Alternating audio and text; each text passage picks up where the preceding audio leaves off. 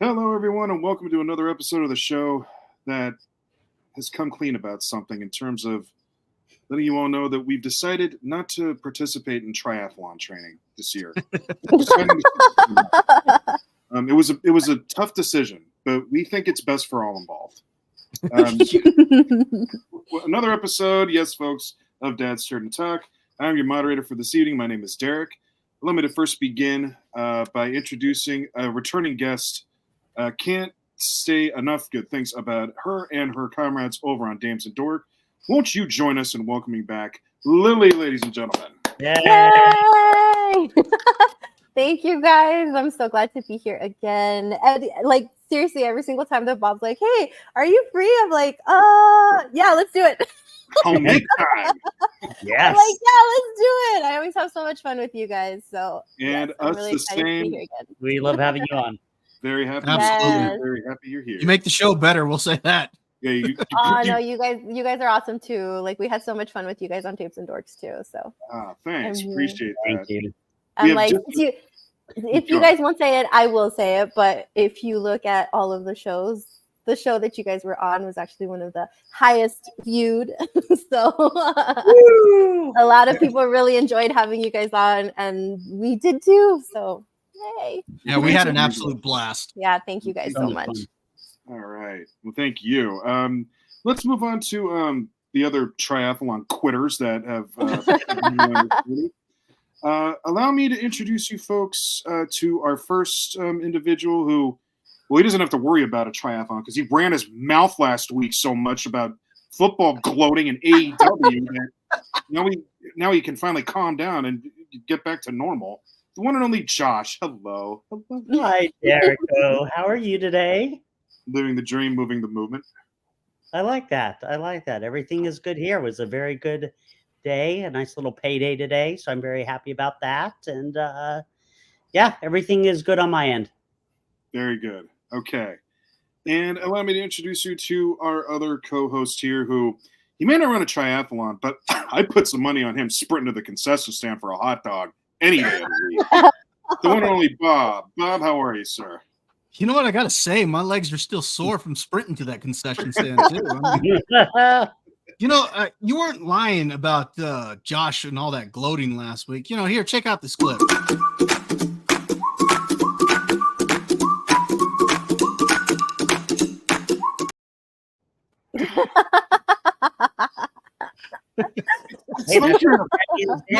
I will say this, Josh. You earned that gloat last week, so you know what? My hat's off to you. But we'll get into that a little bit later. So that was last week, wasn't it? Yes, we'll get into that later. Yeah, I might have to cut out a little early this week, guys. Yeah, you'll go nowhere. You'll stay right where you are.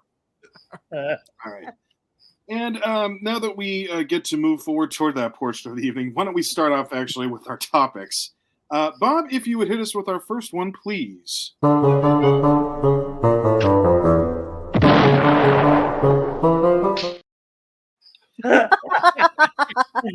is really hilarious.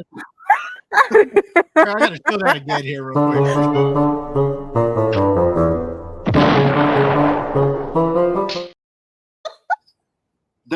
If that didn't sum it up, I'm not sure what will. Oh By the way, Derek, you want to let everyone know to subscribe? Oh, that's right, because Lord knows we didn't like that, but you should like our show. Go ahead and subscribe and get extra credit while you're at it. That's a perfect time to mention that. Thank you, Josh.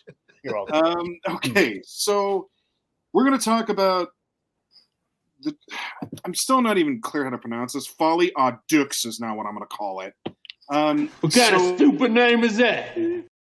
That's right, Buford. You let him know.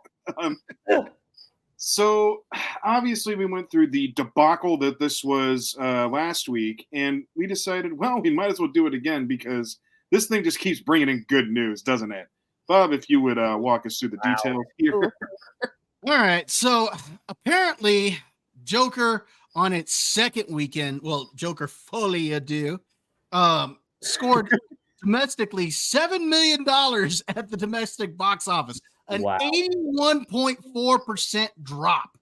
Dang. They are saying this thing is going to lose probably $150 to $200 million, and I guarantee you they're being conservative on those estimates, but yeah, that was pretty bad.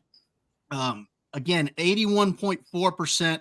That's the biggest drop of any comic book movie. We've already talked about the scores, the ratings on Rotten Tomatoes, and the score, a CineScore of a D. Well, I think it was a D plus or D minus, something like that, and that it's actually lower rated than the Marvels was.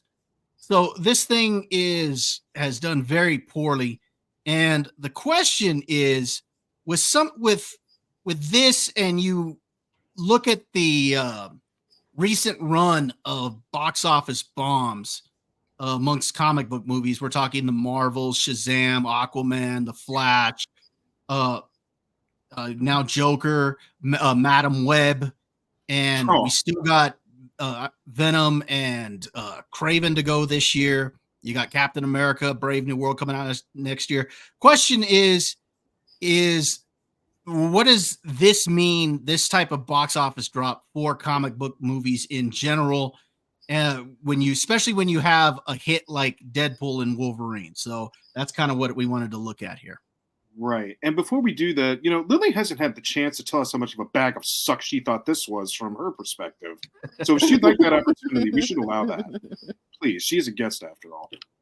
What's really funny about it is that I was going to go watch this, but I started hearing from everyone how terrible it was. Yep. That actually I went to go watch another movie with another clown in it that's actually throwing this one way out off the box office. So I preferred to go watch Terrifier 3 instead of watching this one.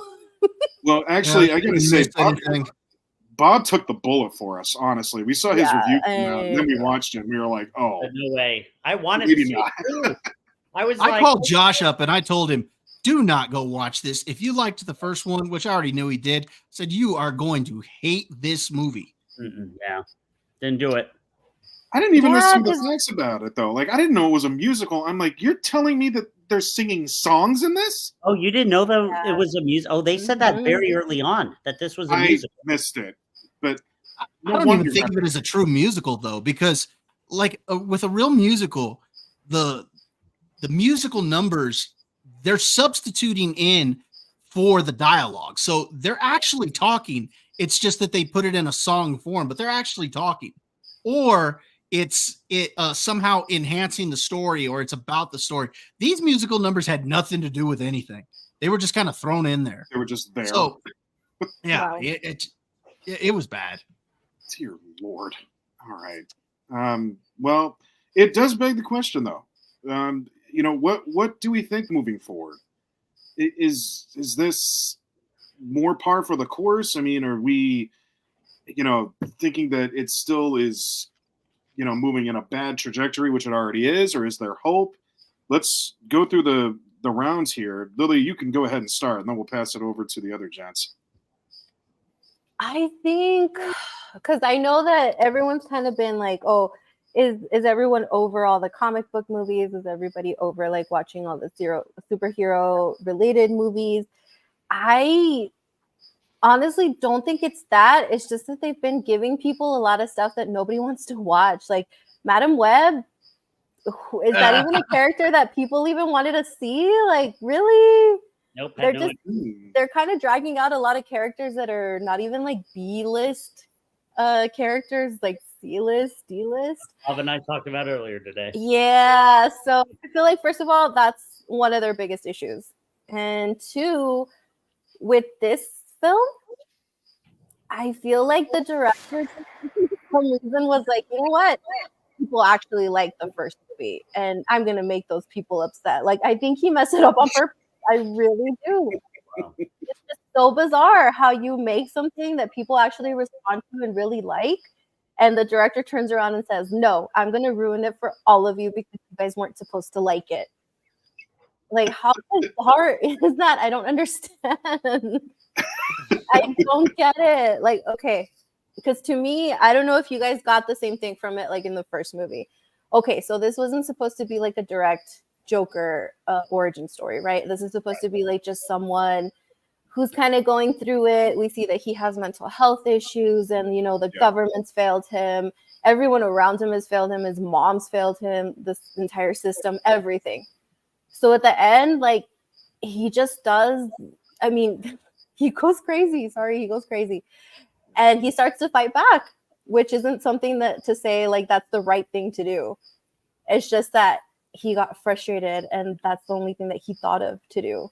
It's not that he was a hero. It's just that a lot of people saw that as like, yes, we have a lot of things going on in real life like that, that you wish you could fight back, but you can't because we all know that it's wrong. So I don't think people necessarily took him as like, oh, he's my hero now. Like, I want to be just like him. Right. No, it's just kind of like you see this person and you say, yeah, sometimes I wish I could fight back against, like, I don't know, maybe your boss is a jerk to you at work. And sometimes you want to say bad things to him, but you can't, you know, it's wrong. And he's kind of like a stand-in there where you're like, yeah, I know it's wrong. You don't do this. It's not socially acceptable. But like, he's mentally ill. He did something bad.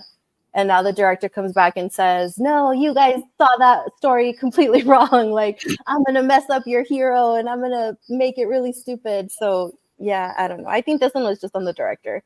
Blame it all on the director. You do really have to try that hard to suck. Like, yeah. I mean, that's 81%. Dear Lord, that takes work. I'll say that. Yeah, I really do. And honestly, I don't even feel like that movie needed a sequel. It was a one and done. Yeah, I thought the same, actually. You could have left that one alone. It would have been fine. Well, as far as I'm concerned, it is a one and done because I'm never going to watch that sequel. I'm never going to watch it. So. Yep. Well, do you have any thoughts on what the future's going to look like? Or are you kind of just over it in terms of how comic movies are going to move forward? Me personally, I've kind of been over it since probably Endgame.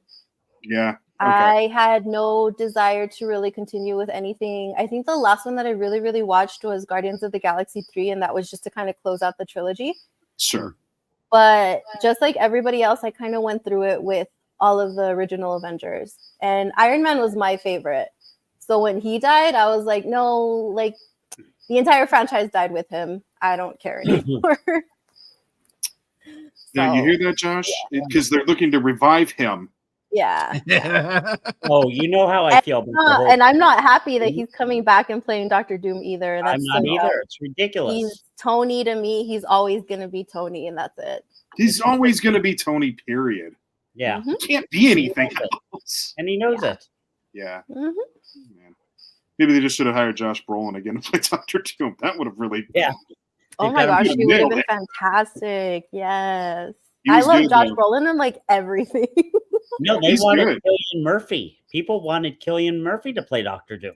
Oh, he would have been really cool. Been good too. That'd have been pretty good.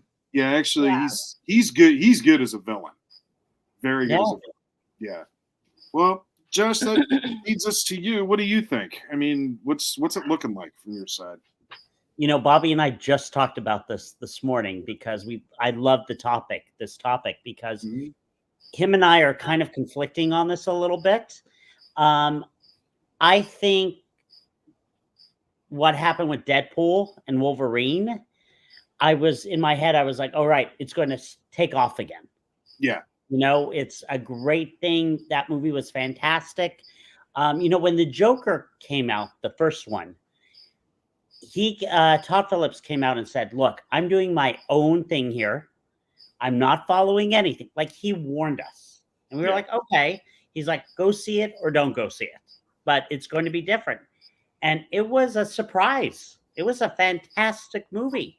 Mm-hmm. And it's like what you guys said was like I don't know if Warner Brothers pushed him to do a sequel, but he just didn't care. And, you know, I didn't see the movie. I'm so conflicted about Hollywood right now. And I told Bob this morning, is that it's this writing that they're doing. And Lily pointed it out. We bring out Madam Web. I didn't care. I didn't want to see it. You bring out Kraven. Okay, Kraven, guess what? He's a Spider-Man villain. Have him fight Spider-Man. Don't do a movie without Spider-Man. And I know we're going to be talking about the Penguin here, but one of the things about the Penguin is that he was introduced in the Batman. So we kind of got to know him. Same with Hawkeye and Black Widow. They got introduced in the Avengers. You don't bring out these other characters, these secondary or even tertiary characters, and be like, check it out, we're putting them on the big screen, but we're not going to bring in the superhero that fights them.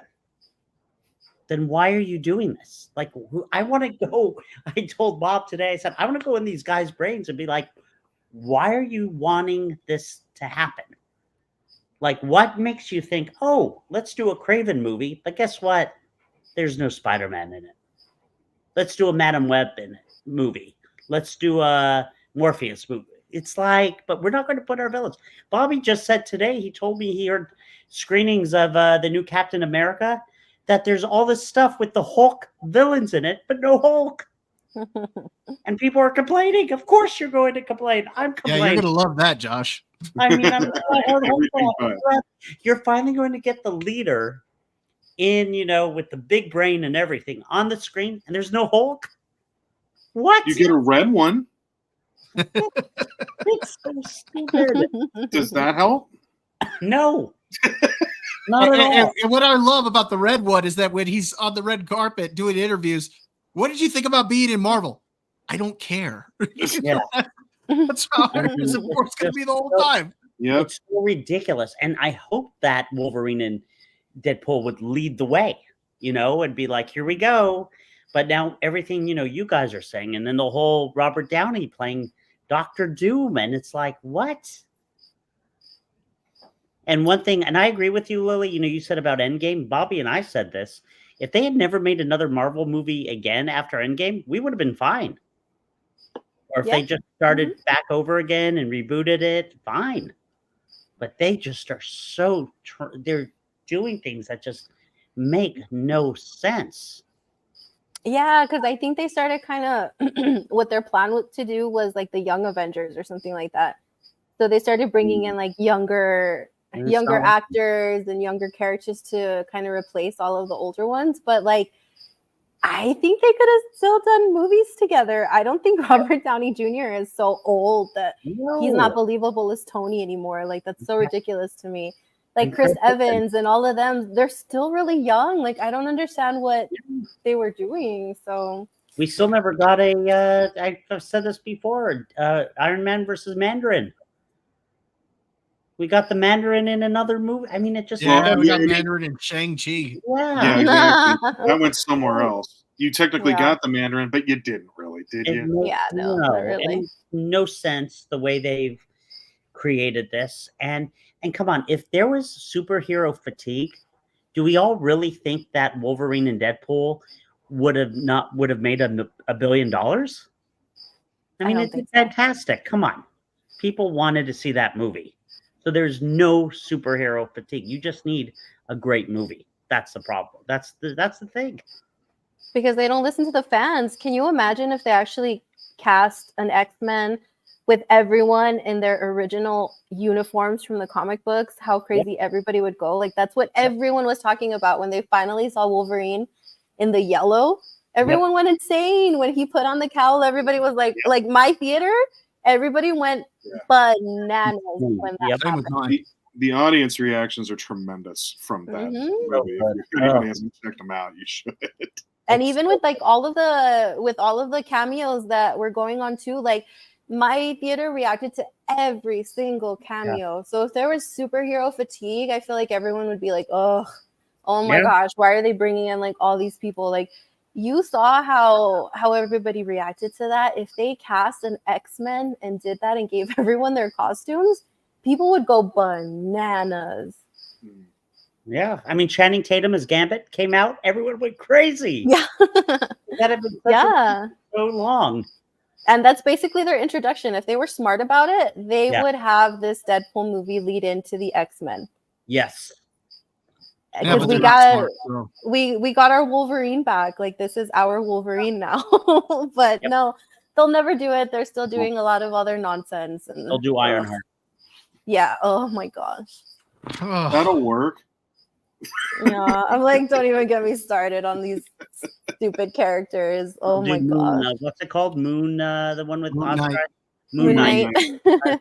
About a season 2. I'm like, I couldn't even get through season 1.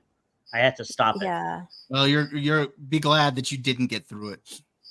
Yeah, No, I told you I was they got like things. There's eagle ladies talking, and Yeah, it was, Yeah, Like a- no, it got like so a ridiculous. cow skeleton gets into. It's just ooh. It was dumb. Thank you. And I mean, I it was dumb. There's no other way to say it. It was dumb. and I don't even think it started off that bad. Like, it was kind of intriguing that he was having like the separate personality, and that's Nope. part of like the character. That's cool. Like the That part first was few really episodes. Yeah, like when he's trying to figure it out, he's like, "Oh my gosh, what happened? Like, I don't remember any of this. What's going on?" That was Yep. cool. And then they started going into like all this ridiculousness, and then you're like, you know what? I don't even know what's going on anymore. I'm No. out. No, we're done here. Yeah. But Yeah. I It's so somehow bad. got through all of it, and I remember thinking like I am really glad that's over with. Yeah. Like Yes. Oh my gosh. because by episode like bad. 5, you're just like no one can follow this. Like it just doesn't make sense. right. No. Oh man. No. All right. Well, to continue with the positivity here, Bob, would you like to give us some of your thoughts on? All right. So I agree. I don't really think it's necessarily superhero fatigue. I think it's crap fatigue. And when Yep. it comes down to it, I think apathy has set in. Now, as far as the characters, I agree. They're introducing a lot of crap characters. Now, those crap characters can work if they introduce them in somebody else's movie, an established characters movie, and you build on them a little bit to where eventually they could get their own movie from there. It's just the way they've gone about it has been really bad. And I think that, like I said, I think apathy has set in, and that's why we're continuing to see box office bomb after box office bomb. And then you look at a film like Joker that there wasn't really a whole lot of excitement to begin with for it. Yeah. And yet the first film made over $1 billion. Now, Deadpool and Wolverine, on the other hand, that was an event movie. People were excited to go see that. Now, it helps that you had Hugh Jackman coming back, but it was an event movie. It felt like the movie you had to go see that summer or for the summer. And as a result, people were excited to go see it. And I'd love to see some of that excitement come back to comic book movies, but I don't see it happening for Marvel anytime soon because granted, they're not Marvel movies, but you got Venom and Kraven coming out, which are Marvel characters, and I don't see those doing the MCU any favors. I don't see Captain America doing the MCU any favors. I don't see Thunderbolts doing the MCU any favors. And again, I'm not saying Thunderbolts looks bad. I think it looked okay, but I'm not sold on it yet. About the next thing that anybody's going to care about with the MCU is going to be Fantastic Four. And I guarantee you it's because, one, because it's the Fantastic Four, and two, they're already talking about Robert Downey Jr. having a cameo in that. Right. So that's as Dr. Doom. So people are already going to be somewhat interested in that. So I don't see people getting interested in Marvel again until then. That being said, DC has a great opportunity right now. Perfect, because they had all those bombs with the end of the DC universe or DCEU that they were basically dead movies with the Flash, Aquaman, Shazam, Blue Beetle. Those were all dead movies to begin with. So now they have an opportunity because they took a break and from a shared universe, and they're going to start it up again with the next Superman. So they have an opportunity here. And hopefully they can get it started off on the right foot. You got James Gunn coming over to head it. So you've got some pieces in place that this could take off. Also, granted, Joker might have been a bomb, but you got the Penguin going on right now. And we'll talk about the Penguin here in a bit, but you've got that going on. So that's a hit. And people are excited about that. And that's comic book related. So I don't think it's that you got superhero fatigue. I think if you give them good stories, they'll come back. But we got to find something that will get people excited again for Marvel, because it's definitely not the stuff they've got coming out. Like Agatha didn't do them any favors, and what's coming out isn't going to do them any favors. Oh yeah, Agatha. Lily, I didn't tell you this. I watched up through episode 4, and after episode 4, I was like, okay, I'm done. Yeah, Oh, you are done. it's because see, is Agatha it's very much made for a female audience. I would be lying to you if I told you that I wasn't enjoying it. There's a lot of it that I'm enjoying because that's the demographic. It's for me. It's for the people that it's the season of like spookiness, and it's witches, and there's all this drama happening between the witches. So there's parts of it that I'm like, oh yeah, this is like funny. It's interesting to me. The problem is that that's not the Marvel audience. The Marvel audience is still men. They're still supposed to be making all of this stuff for the guys. And it's the same thing that I keep saying. How would I like it if they took something that was aimed towards women and then all of a sudden they flipped it and aimed it towards men? Women wouldn't be happy about that. So I don't understand why they think it's okay to do that to the men. That'd be like taking Barbie and casting Stallone as Ken. Yeah. Well, I mean, it kind of did happen with a machine gun or something. It kind of did happen with Barbie anyway, because who was the breakout star of Barbie? Ken. That's true. Everybody was talking about Ken, and if you saw a lot of like the female like podcasts or reporters, whatever, they were upset about it.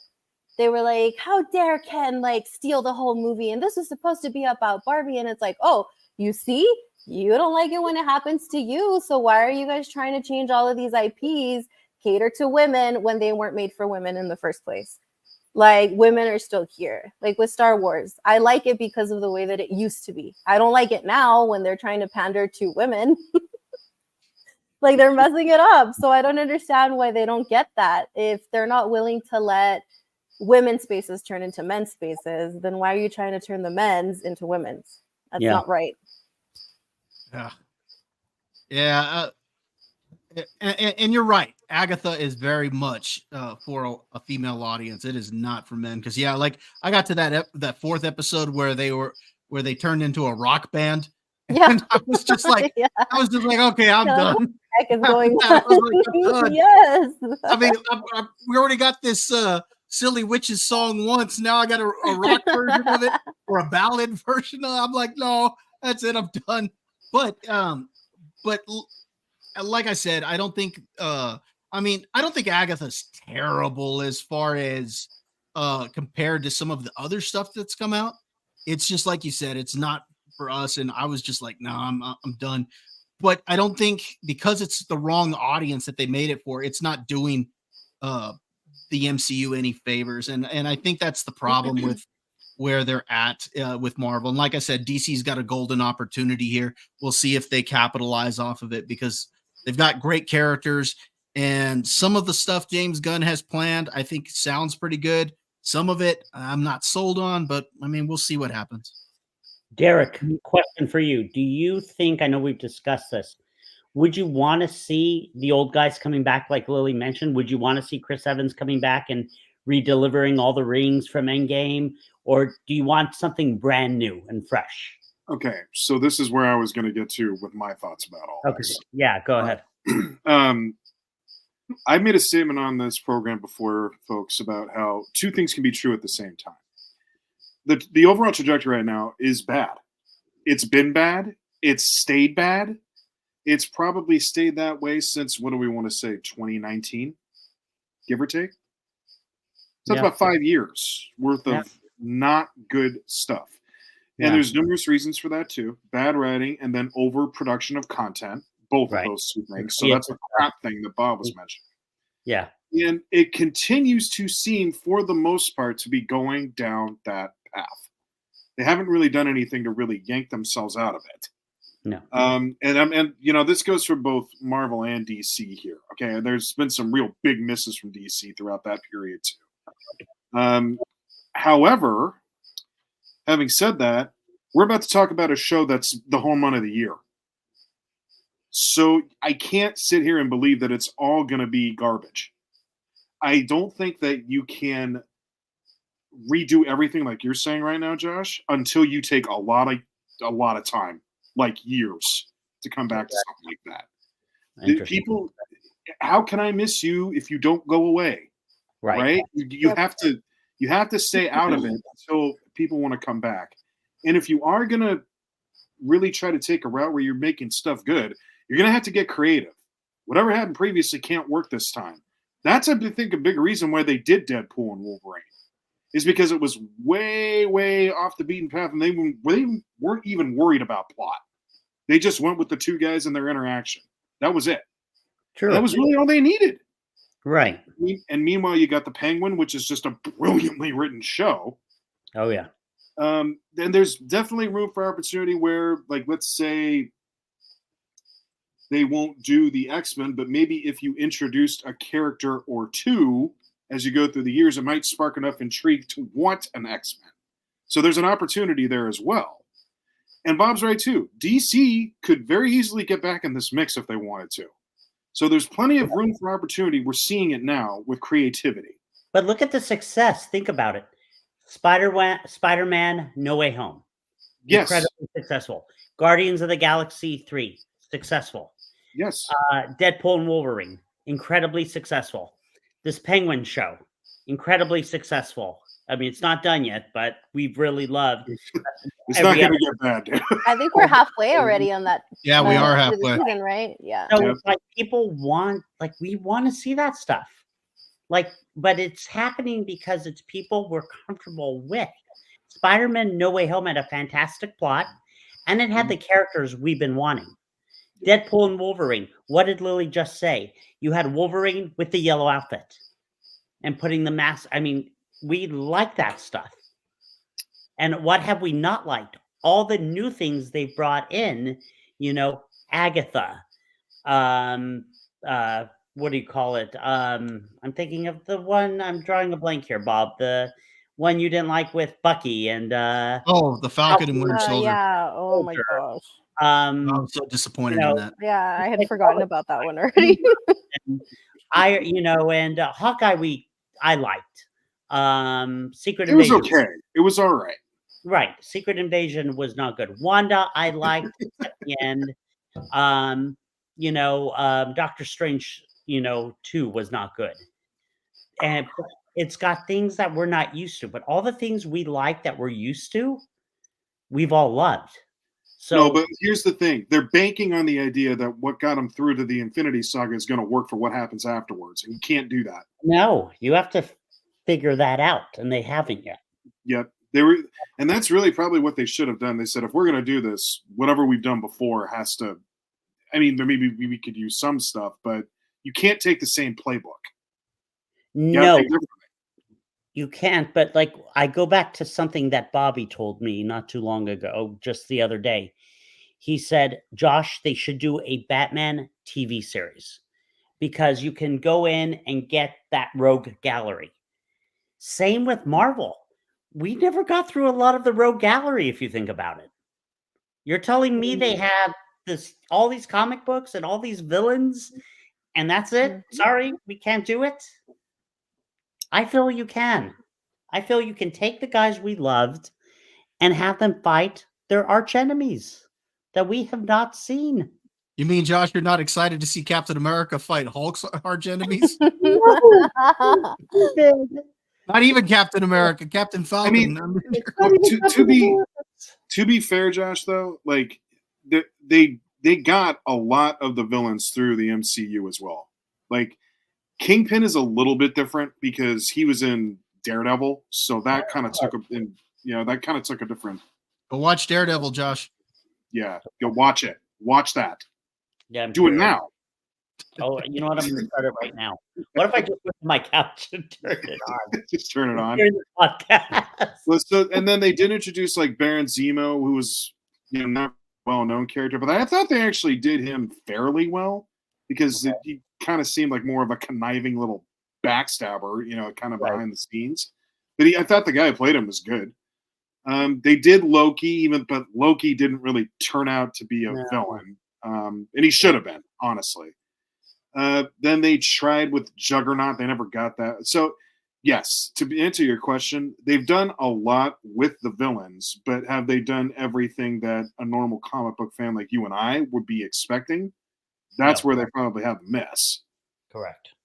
So, Bob, do you agree with my assessment and stuff about that, or do you disagree? Do you think no, start over? Look, And for me, I'm fine with starting over. Let's I kind of agree with Derek. Let's give it a little space and let's start over. Because like Lily said, you had Robert Downey Jr., you had Chris Evans. These were the two that you made as kind of the figureheads of the MCU. And once they left, they really didn't have anybody to fill those shoes. And they've just thrown all these characters out there with and try to see what stuck instead of introducing them properly with well-written stories. They just kind of threw them out there. And they thought because Marvel was attached to it that people would just automatically love it. And that's not what's happened. And so at this point, I'd be fine if they stopped it and gave it a couple of years and then started fresh.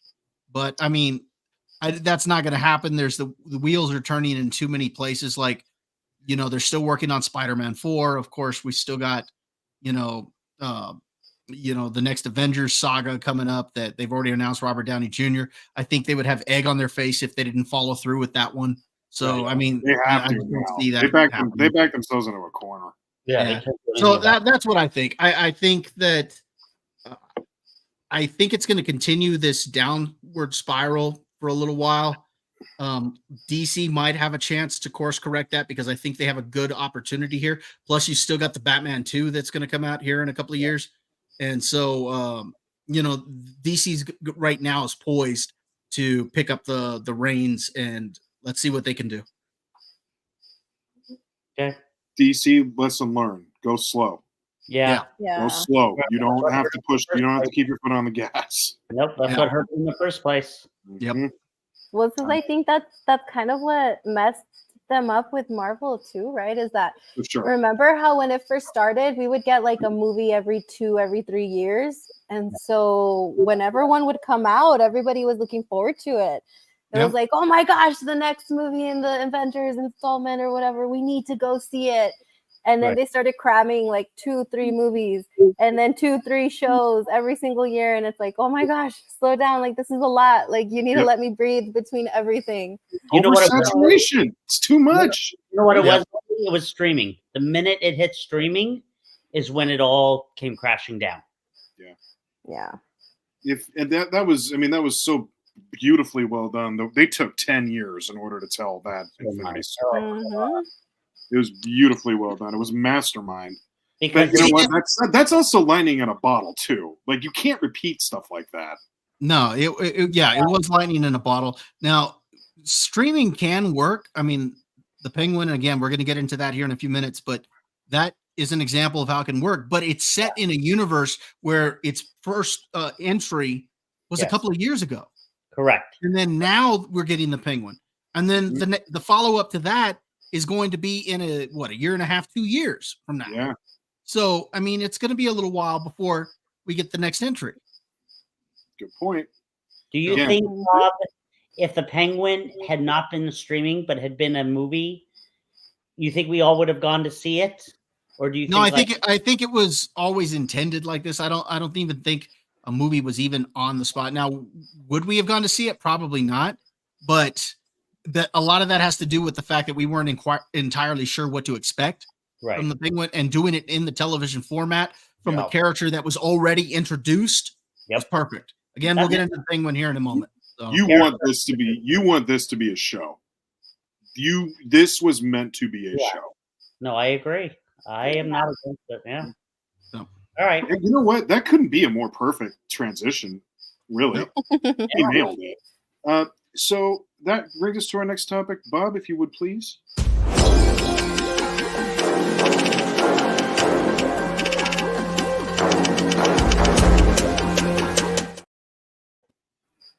Well, folks, we talked about the overall trajectory for the comic book movies and how it's not looking awesome, but this always looks awesome. And we are now on episode 4. Lily, to your point, I think that does make us around the halfway mark And we have done episodes reviews pretty much ever since this started. And yet here we are again. And I will just, since I am moderator, I guess I get this privilege. The show, again, does not stop. They are able to keep their foot on the gas at all times. Even in throwback episodes, they'll still do it. Oh, so and if you really want an episode of a show that'll just mess your mind up, this is going to be the one for you. And as Lily was mentioning, we are around the holiday. I mean, the Halloween season, excuse me. And this is a perfect episode for everything Halloween. So I'm just going to leave my thoughts there and conclude at the end. But why don't we go ahead and go around the room? Lily, if you would, please, as our Hold guest. on, we need a spoiler warning here real quick. Thank you. Oh, yeah, spoiler.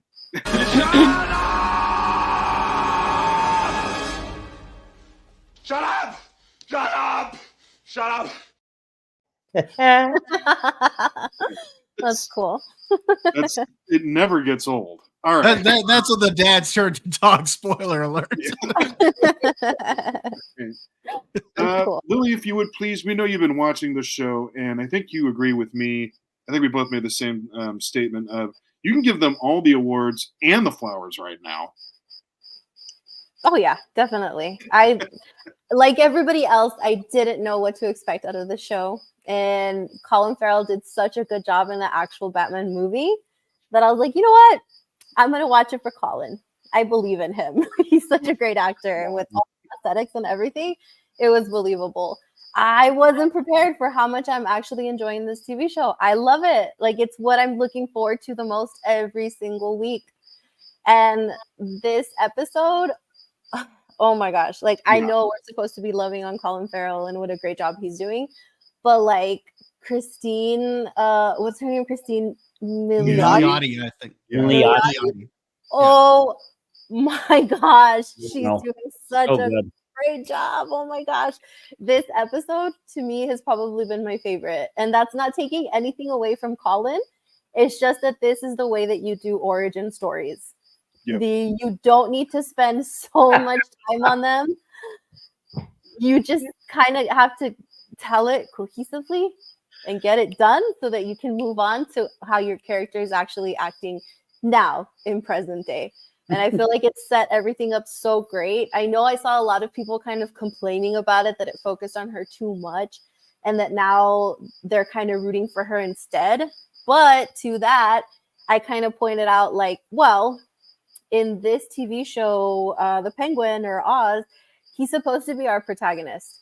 And if you want to believe that your protagonist is as badass as everyone says they are, you have to give them a really great villain. There has to be a really great antagonist. You're showing how they created his antagonist. So they have to be matched with each other. If you just see her as like just some random person that like, who cares, whatever, blah, blah, blah, blah, then you don't believe that he's that badass. And I think I was talking to Bob about this. Like, I told him it's kind of like Rey and Kylo Ren. She beats him up in the very first fight. That already sets you up to say, okay, your villain sucks. He got beat up the very first time that he faced his opponent. Yeah, you already don't believe that he's a good character. And then to that point, she comes off like a Mary Sue, that she already knows everything. So why does she even need 3 movies to prove her point? Well, that's just it too. Sometimes when you do that with heroes and they just beat villains up instantly, it also kind of runs the risk of making heroes look like bullies. And that's not a good look either. Yeah, no, and you have to build up your hero too. Like what happened with the original Spider-Man with Tobey Maguire? Was he automatically like the best ever, like the best Spider-Man ever? Did he like get the hang of everything that he was doing right away? No, he failed a lot. He got beat up a lot. Yeah. And that's why at the end, we're finally like, we get to see him in all his glory and everything. You're like, hell yeah, that's Spider-Man. Like he really went through it and he earned it. Yep. And that's the cool thing to see. So I feel like, yes, they have to set her up so that you know that she is completely like unhinged now. She's crazy. She's a little bit psycho, but they created her that way. They made her that way. And now the one that she's going to take it out on is Oz because he screwed her over. The I think in the first episode we were talking about her eyes. When you first see her, you know why she has those eyes now. Yeah. Yes. You know exactly why she has those eyes. Yes. And she plays it so well too. 120%. Mm-hmm. Josh, to you, sir. Your thoughts? I agree with Lily. Probably one of my favorite episodes. My God. I mean, Derek, you and I haven't really had a chance to talk about it because we were waiting for this. But first of all, that girl who came in without the collar, who beat her up at art. Oh my God, was she scary? Oh she my! was so scary. She was terrifying. Yep. Started kicking her and everything. Just a superb episode. You know, at times when I'm watching any show, you know, maybe I'll look at my phone for a minute. I couldn't even look at my phone during this. No. I was so No, yeah. Mm-hmm. And the way that Carmine Falcone, what's his name, Bob, the actor? Oh, Mark Strong. Mark Strong. He's tremendous. Yeah, Just great John too. Turturro. Holy Like heck. that was a great casting call. Yeah. I mean, when I first saw him, like, wait a minute, John Turturro was not supposed to be in this. They couldn't get him, but that sure as heck looks like John Turturro. And the way that he basically backstabbed his daughter because he felt she backstabbed him and That's sends her to awful. Arkham, and you just know Awful. that she's like, I'm innocent. And she goes in there and she's just getting mauled. And then, you know, and it's interesting because I just read something, Bob, I meant to tell you this today. This is only a rumor. I wish we had a rumor alert. That would be kind of funny. I know, Bob. All right, I guess I got to get on that one now. All right. We want to show up so Bob can work on it. The doctor that basically wasn't her friend, but that she went to after she got out of Arkham, you know, who saved her? Oh, yeah. There's a rumor that's saying he could play the Scarecrow.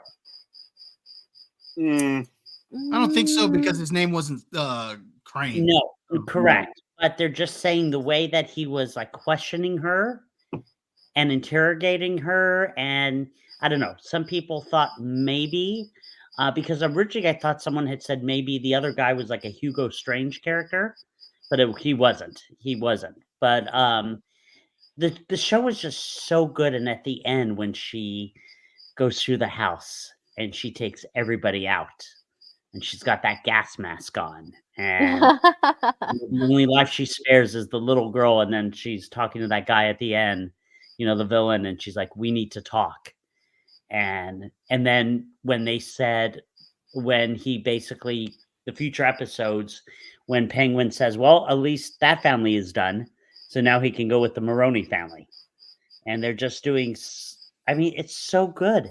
And it's so funny because Lily, we've, you know, talked about how like with Star Wars, they have filler episodes. Filoni does filler episodes. And it upsets us because we're like, well, why do you need this? Mm-hmm. This was done perfectly because you've introduced a character from episodes 1 through 3. And you're like, she was in Arkham. Why was Sophia Falcone in Arkham? You're kind of questioning it. And then she gets set up and she's in Arkham. And you're like, oh my God. And boy, Arkham changes you. Arkham changes you.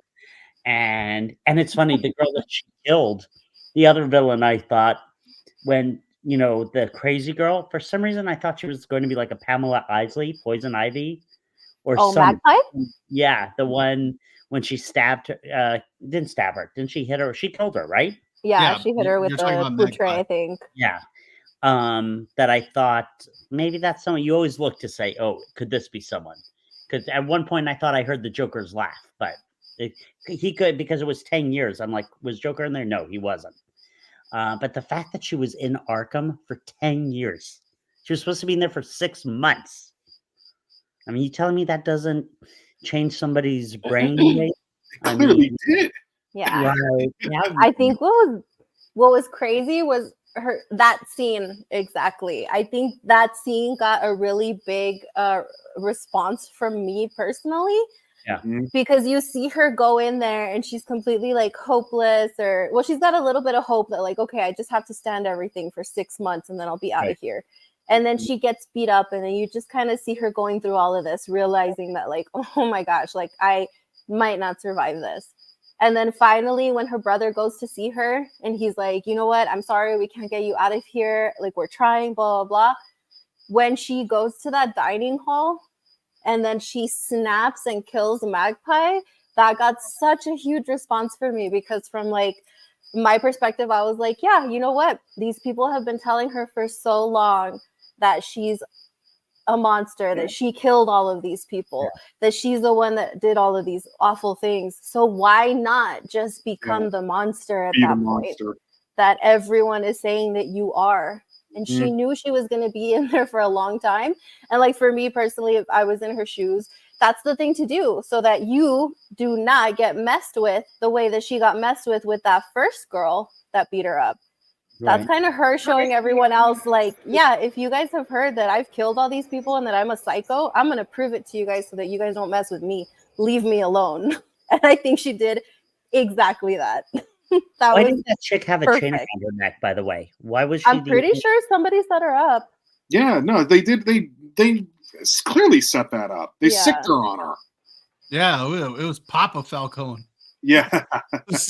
Yeah, she was set up. That's why they give Magpie the candy at first. They give it to you when you're good. Mm-hmm. Yeah. Amazing though, the way they like how powerful and corrupt Gotham was, and how much power Carmine Falcone had in that city. Yeah, that's crazy. Which is like his own daughter, that just like tells you everything you need to know about him as a person. Yeah, is that he set up his own daughter, and that's why you bring Batman in to fight that justice. Yeah, you need to fight that injustice with justice. And then the whole family, like that scene where she comes in through the dinner and she starts telling everyone, like, I was very surprised to see that so many of you wrote letters saying that I was like, oh, you guys are all done. She's wearing her dress. She's all done up. You're all done. I thought she was gonna poison them all. Yeah, I did too. She poured the wine. She poured the wine to the very top, and she's just talking. And I thought she was gonna poison everybody, but the way that she did it was like so much better. Yeah, brilliant, suspenseful dialogue. So good. You're just waiting for something bad to happen. Yeah, so good. Oh man, Bob, to you, sir. I don't know what else I can say that hasn't already been said, but this character, she went in one way, she comes out as the Hangman. She wasn't the Hangman when she went in, because we found out she was innocent and wasn't actually responsible for the murders that she was being, accused of. But she becomes a murderer by the time she leaves Arkham, and she's got no problems wiping out her entire family at that point. And like Josh said, this, about filler episodes and other shows, this could have easily felt like a filler episode, but it doesn't, because you do see the origin of this character, but you also advance the storyline because of the way that she wipes out the family, because we know that's going somewhere. I thought it was great. The actress is extremely good in this, what they did with her and the way she played it. I just love it. I also like that we did see the interactions between her and Oz with him as her driver, because initially she tries to kind of show him some respect as opposed to other characters, but she also does not hesitate to let him know that she's a Falcone and he's the driver. And at the same time, we see that she feels like he betrayed her already then, and we see that he betrayed her again, because we do see the scene where they're on their knees and the Maronis have them at gunpoint, and so you see that conversation there. So she now knows that Oz in fact killed her brother, and so she's been betrayed by him not just once but twice. So everybody, that entire family, and her driver, somebody she was probably actually closer to, they've all betrayed her. And so where she's going to go and what she'll be willing to do to get power, I'm really looking forward to seeing that, because that's like Lily said, that's going to play very well off of Oz, who's now trying to to assert himself into this. And there's, by her wiping out the Falcons, it's a perfect place position now for him to try to step up. So I'm really excited to see where this thing goes. You guys notice something that, like, so this whole thing is set after the Batman, right? Yeah. Pretty much. But we've had no mention of the Batman, right? Well, like a little blip at first, in the first episode. That was it. Since That then, was it, yeah. I haven't heard anything. No. And normally I'd be like, oh, how can we not have it? You don't need it. That's how good the show is. That's how good the writing is. You don't need him. Well, remember, even in the Batman, he said that he can't be everywhere all at once. Right. True. And so, and he said that he picks his targets and stuff like that. So, it's not a surprise, especially with the cities having been flooded and all that stuff, that Batman's attention would be needed elsewhere. And that's why this whole power vacuum and everything's able to happen the way that it is. Yeah. So just to confirm, Carmine killed all the women, right? You know what? I'm hearing a rumor. So. I'm hearing a rumor that it might have been the son, and he was trying to hide it and throw the blame on her. But that's a rumor I'm hearing. I believe that it was Carmine, because didn't he kill Selena Kyle's mother? Right. That was the whole thing. He choked her, right? Yes. So it's already been established in the previous entry that he was doing that. So I'm willing to believe that it was him. They haven't actually said anything about it yet. They haven't said that's what it was. I thought he. Do you think he hung her, Derek? I believe it was Carmine, only because you know how they had that conversation at the dinner table where Carmine's expressing to Sophia how disappointed she is. Yeah. And his son, and that he was going to name her like his heir because he knows that his son is completely incapable of this. If it was the son, don't you think like he wouldn't care and he'd be like, oh, whatever, like my son's such a disappointment. Like he wouldn't hide it. He'd probably come out and say like, whatever, yeah, he did it. Like he was. That's what I think. Yeah. That's what I think too. He's sloppy. I don't think he could do that. He's drinking so much and doing so many drugs where it's like he doesn't have what it takes to really be something. He's too inebriated. And he wasn't going to save Sophia from Arkham. No. He's like, I'll do whatever you say. No, he had no idea. Plus, like when the mom died, the son was a little boy too. Like Sophia, because they grew up together. Yep. So like, then who killed the mom? It had to be Carmine. I was pretty sure it was Carmine. I think he killed her, and then he hung her up just to hide the fact that he killed her.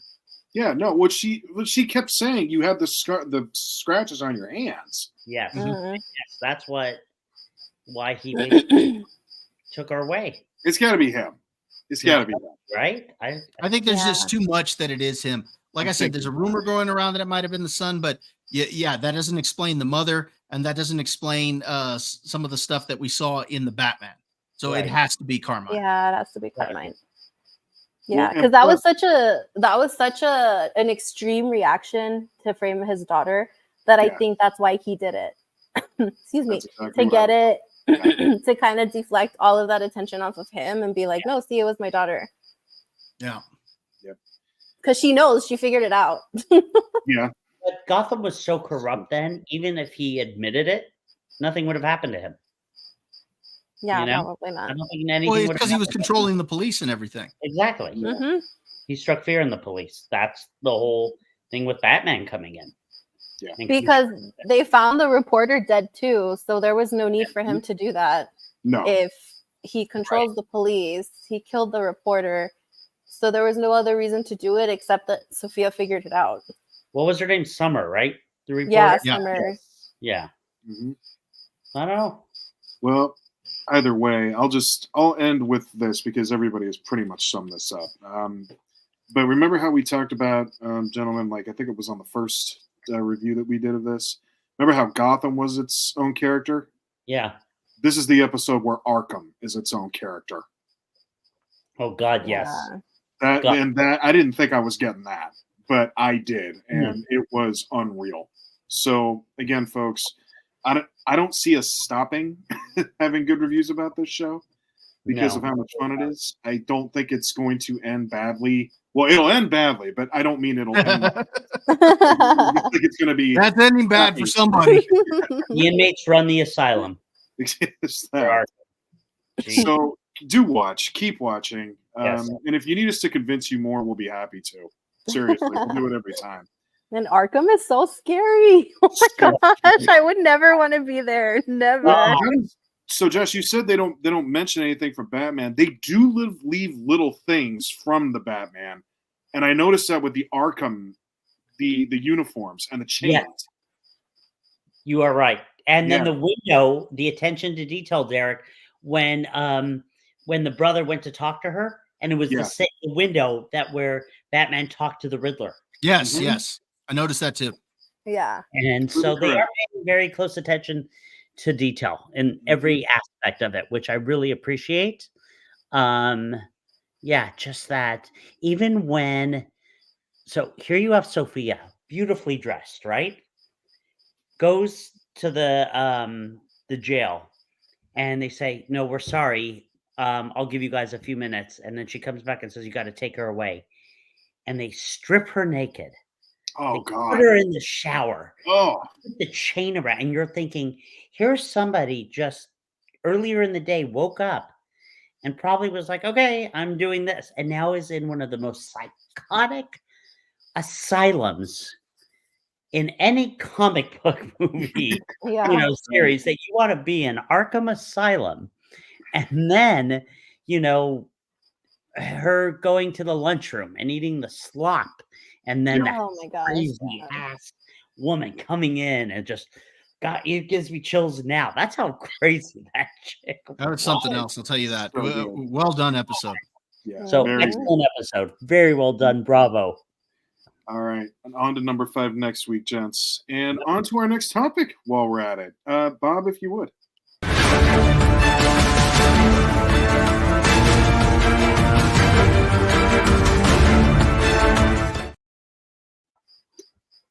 As the orange soda is consumed, we're going to talk about the new Superman image here that Bob was kind enough to give us a glimpse about this week. Bob, do you want to pull up our image here? Let's take a look at what we're because Bob and I have not discussed this at all. There we go. There it is. So we got Superman and Krypto looking at Earth. They're supposed to be on the moon. I think this is actually taken from an image from one of the comics. And the dog, of course, looks a little different, but Krypto has appeared in different forms throughout the years. And in this case, James Gunn based Krypto on his actual dog. So in this case, at least he got the color right. That Krypto's a white dog. He didn't, change him to like a Doberman or something like that. Also, the actual image that James Gunn released, you can actually see the Earth. It's a video image. You can actually see the Earth rotating. So I think that's kind of cool. But so this is the image. I don't know yet if this is an actual image from the movie or if this is just promotional image or what it is.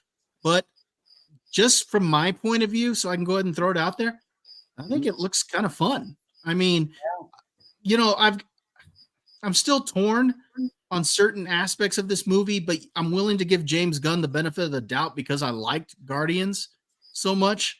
And like I said, I want to see a good Superman and I want to see a good a DC universe. And I think DC has a golden opportunity here. And although I do have some reservations, there are other things that they've put out that look kind of cool. So this image, I think, looks fun. Okay. Yeah. We keep running the gauntlet. Josh, you want to go? I mean, well, first of all, A+ on the cape with the Superman logo on there. So that's awesome. And, love. I'm curious what Krypto will be, it's so funny. They've always used Krypto in Did they have him in Smallville, Bob? Yeah, they had a version of Crypto. Yeah, I Yeah. mean, I don't know what he's going to do. It'll be interesting. I don't know how much he'll James be in Gunn did say today that Yeah. Crypto is an alien dog here. So, Okay. you know, so he's from Krypton as well, I guess. I mean, we'll see how this plays out. Now, Bob, you know more of this fine than with I it. do. How does he get to Earth from Krypton? Because he obviously doesn't come in the comic books with Superman, right? You know what? I don't remember, to be honest with you, because there have been so many versions of his origin. I don't remember the origin of Crypto. And so, yeah, I'm willing to give this a shot, though. I mean, I remember Crypto flying around with Superman. Right. And whatnot. So, you know what? Like I said, this looks fun. We'll give it a shot. That's what I would say. I agree with you. I think Can't be any worse than Madam Web. The only thing I learned from Madam Web was that cardiac arrest is not a big deal. Yeah, it's totally not. Totally You'll be fine. fine. Just walk it off. Good. This comes out July of next year. Yeah. Wow, less than a year away. Yeah. So yeah, I think it looks fun too. Lily, your thoughts? I actually 1,000% like this better than the first picture that they released. Because that Oh, the one we put on the boots? yeah, that first picture was so like I don't know, it just didn't give me the Superman vibe. It gave me the vibe that he's just kind of like he just sat down to watch his favorite TV show and all of a sudden somebody needed yeah, somebody needed him and he was like, "Oh, I just took my boots off. Now I need to put them back on." Yeah, he hears help. Oh, yeah, it's like, oh my gosh, I just sat down. I'm making myself dinner. Exactly. So that gave me that vibe, and I didn't think that was inspirational or motivational the way that you see Superman and you go, yeah. This one does that a little bit more for me because, first of all, what's the thing that the dogs are always like, man's best friend, and you have your best friend with you. You're hanging out. You both have like superpowers, so you're just chilling on the moon, looking at Earth, and you're kind of just keeping a watchful eye on it with your best friend. And that's what it should be. It should give you like that happy feeling, a hopeful feeling. And even if I'm not like 1,000% sold on the movie yet, I love this picture. This picture's so cute. that is. What you guys think, like Derek? that? You guys like that, huh? Yeah. Yeah. I know you don't like it because you don't like Crypto, huh? That's stupid. When has Superman ever been pet friendly? He's cute. I love him. Okay. I have Superman in my image looking at Earth with the sun coming over it and basically like kind of just standing there in space. Now, granted, I know that I'm old school and that was from Superman's previously, but that's the image that's burnt into my head. I can't let that go. It's a good image. You're right. So there's that. Josh, I don't care about the cape. I don't even know why that had to be brought up in this. No, I like yellow symbol on the cape. Project Runway. There's no reason why I'm not allowed to say it. It's a free country. Boy, Derek's ready to kick Crypto. No, I'm not. No, I'm not going to kick a super dog. That's just me. Whole image. Sorry, kids. Derek doesn't like having the dog in Superman. Okay, so is Superman going to find a pet lodge while we're in this movie? Aww. You're making Lily. She's like, "Oh, come okay, on!" I'm not. Don't get it twisted. We're all going to see this. I'm going to go see this. That has not changed my mind. Yes. Okay, I'm signed up. We all are, because I do want to see what James Gunn does with this. And like Bob has mentioned, he has to hit a home run here. Yes. If this goes kerplunk, that's it. It's pretty much done and over with. Yeah, if this is not a success, the rest of the DC movies are done. I hope it's a success. I hope it does. Well, so when I think about this, you know what I think about? The risk of running Marvel humor. Yeah, and he tends to make. You're right. Yeah. So that's what I'm trying to avoid here. Remember how we talked about how you can't? I mean, Superman already kind of has its own aura and feel, and it should have that. And I know I made a whole rant here about how we get creative, but this is a risky proposal when it comes to that. I don't know. It's just me thinking out loud here. But again, no, you bring up a good point, Derek. You bring up a very good point. If we want this to succeed, be careful how you tread on this water. That's all I'm saying. I agree. You have to be very careful. Yeah. So, James Gunn, I'm gonna go see your movie. I'm not a dog hater. Don't get me wrong. And if you get any hate mail to send me, send it to Josh. I don't want to hear it. So, Hey, Lily, you know what I thought a good movie poster for this would have been? Would be, and I told Bobby this, would be Superman. You would see the back of Superman with the cape and standing there, up in the air, and people would be looking up at him, pointing at him. And, could have like a little thing. It's a bird, it's a plane, it's Superman. Yeah, with a big American flag in the background. Yeah, exactly. Exactly. The Batman looking at him saying, "What a wuss." And they need to bring back Superman's original catchphrase, none of this nonsense that they changed. Yes. What did they change it to? They changed it to fight for truth, justice, and a better tomorrow instead of truth, justice, in the American way. Come on. Yeah, they need to bring it back. Yes. Yeah. Yeah, they changed it. What was it? About a year and a half, 2 years ago now at this point? Something like that. Yeah, they changed it. They need to bring it back. Okay, that's strike 2. Oh, yeah. Well, in all fairness, it wasn't James Gunn who changed it. Yeah, it wasn't James Gunn. I think it was the comic books, right? Yeah, the comic books that changed it. I'm not blaming James Gunn for anything right now. Okay. When does it come out? July? Or June? Yeah. July. So if James Gunn knows what's good for him, he'll bring back the original catchphrase. We'll see. Let's do it. Do you think we get a trailer by the end of the year? Yeah. I hope so. Yeah, absolutely. I would not be surprised if you saw a trailer. I would not be surprised if you saw a trailer for by the time Wicked or Moana comes out. Yeah, absolutely. Yeah, next month. That'll absolutely be around during the holiday season for sure. If we don't get it, then it's obviously the Super Bowl, right? Most likely. Well, the Super Bowl will get an ad, but I think that they're going to give you one before the Super Bowl one. Yeah, I think so. I hope. Yeah.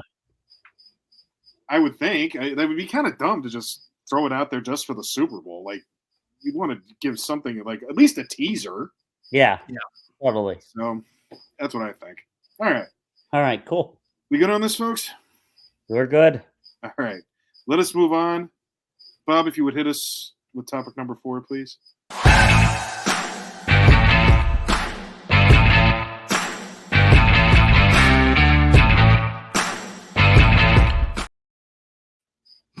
All right, Lily, you're going to have to give us a minute here because just feel free to laugh along because we're going to have some fun here for a moment. Yeah, this is all you guys. Thank you. We'll be right back with you here. So, Bob, if you would. Yes, hold on here. So, Lily, what we've been doing here on the show is we do have our own fantasy football league, and every week we go ahead and recap our scores. And last week, unfortunately, Josh did beat Derek and I. You bunch of losers! But Josh, as usual, doesn't know how to handle success. And this week, the tables have turned, and we are on to the scores for this week. So, Josh. Josh came in last place. Oh, what a loser! So, Josh, your best play actually was Najee Harris. I thought that was a really good play. You got 23.2 out of him. CJ Stroud was a decent play. Alvin Kamara, decent.